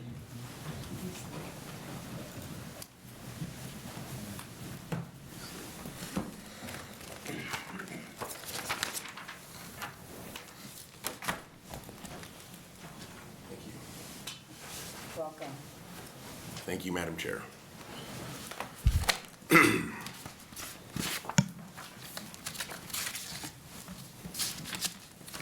Good afternoon. For the record, my name is John Blomstrom. That is JOHNBLOMSTROM. I am the Manager for Government Relations and Public Affairs at Veterans Guardian. I am also a Marine Corps veteran. Come before you today also with the unique distinction of being a constituent. Our ranch is in Kippahaw County up in the 43rd District. We've been ranching cattle there since 1955. We're a Black Angus USDA prime beef ranch. So this is not only a labor of love for me, but this is also quite personal. Come before you today because there have been a number of points stated today that are factually incorrect. We are not in violation of federal law. We do everything we can to support veterans, and I am not a K Street quack. I am a government relations professional who happens to be a Marine Corps veteran working for a company that employs 300 people in Pinehurst, North Carolina, 85% of whom are veterans, spouses of veterans, or spouses of active duty. We are a stone's throw from Fort Bragg, North Carolina, right in the middle of the Sandhills. And our team is without question the most highly motivated group of professionals and do an incredible job on behalf of our nation's veterans. Like many service members, when I transitioned out of the Marine Corps, I struggled with the VA claims process. I went through my local VSO, got a result, and was lucky to get any result. And thankfully, my result was one that was favorable. When you go to a VSO and your claim is denied, unfortunately, the only recourse you have is to go through and go before an appeals attorney in front of the Board of Veterans' Appeals. At the end of that process, which is taking anywhere between 2 and 9 years, the BVA currently has on their docket 355,000 cases before review. And those are taking, again, anywhere between 2 and 9 years to positively adjudicate. At the end of that time, a veteran will then owe those attorneys 33 1/3%. What we do in our business practice and what's most important about opposing this legislation is that you're limiting a Nebraskan veteran's options to get their disability claim done in a manner which you see fit, which is protected under your First Amendment rights under the U.S. Constitution. And at the end of the day, we don't charge upfront fees. We're very transparent. In fact, we are not in opposition to the VSOs. We feel that they're very necessary, they're great partners, and they do an incredible amount of work. We are an extra step in the process to help a veteran put together their claim and present it before the VA on their own, almost tantamount to income tax preparation. And for us, again, that is protected under your constitutional First Amendment right. I'd also like to say that what we are trying to do here is ensure that veterans, again, have an option in this very archaic, broken system that the VA has. And again, we like to partner with the VSOs on this. We're not adversarial to them. We're very transparent about our business practices. We don't have any, may I continue, Madam Chair? Yes, please. Thank you. We don't have any predatory marketing practices. In fact, that's our lowest overhead. We don't advertise on anything other than Google and Facebook. We don't work with doctors or attorneys. Our group simply helps in putting a veteran's claim together and leaves it up to them to get it across the finish line. At the end of the day, LB 693 limits a veteran's options in the state of Nebraska to get their VA disability claim done in a system that right now needs more help than it needs hindrance. We are here to fight for veterans. We're here to partner for veterans. We're here to advocate for veterans and to give them the choice in doing so. LB 693 would prevent doing that. And I think at the end of the day, Senator McCune's bill, the heart is in the right place in terms of wanting to protect veterans. We're here to do the same thing and look forward to working with this body to do so. Thank you, Madam Chair. Thank you very much. Are there any questions from the committee? Senator Anderson. Thank you, Chairwoman. Thank you for being here, Mr. Blundstrom. And I'll steal Senator Lanowski's thunder here. Ask you the same question. Do you have ideas and thoughts that could aid Senator McKeon in amending his bill that may make it better, more useful? Madam Chair, may I answer? Yes. Senator, thank you. Yes, if we were to amend the accreditation language out of the bill and put more consumer protections in place, we'd be more than happy to support the legislation in that regard. Thank you. Any other questions from the committee? I see none. Thank you very much. Thank you, Senator. Any other opponents for LB 693? See none. Any testimony in the neutral for LB 693? See none. See Senator McEwen, if you'd like to come up to close. Position comments for the hearing record. Proponents 5, opponents 1, and neutral 0. Welcome back. Thank you. Being a veteran and a big proponent of free market and smaller government, the rule of law is vital to having a successful free market. That is what LB 693 provides. The VA already makes provisions for attorneys and non-attorney agents to gain accreditation to serve veterans. A VA accredited attorney can claim or claim agent can charge fees for their services. So right now there's a private choice for veterans from the VA accredited lawyers and agents, just like many other professions that require some licensing and education. The opponents of this bill are not accredited agents, so are breaking laws regardless of intentions. There are no educational requirements, no accountability, no transparency, and they charge rates in excess of the legal requirements of the VA for compensation of the accredited agent and lawyers. These companies want to become legit. These issues may be addressed. The easiest and fairest path is to just get accredited and follow the rules. If we are to consider a wider legal role for these companies, I would suggest considering like a tax preparer model by like HR Block. Most taxpayers have enough knowledge to fill out the basic tax forms, charge reasonable rate, related prices where they are transparent about who prepared the tax return. They also offer expertise of enrolling agents, CPAs, lawyers to protect you in an audit. While they may claim to help in advanced situations, none of these companies have the level of experience needed to protect veterans, but still often charge higher than the legal and ethical standard of both the VA accredited lawyers and agents, as well as the ethical and legal limits for set attorneys by the American Bar Association. They want to be free from the rule of law necessary for fair and free market. This must change by restoring the rule of law. I ask that the committee protect veterans and advance LB 693 and AM 392 to the general file. As suggested, I am open to suggestions that Senator Lanowski and Senator Anderson was asking to legalize some from the private actors, but the status quo is not acceptable that we have right now.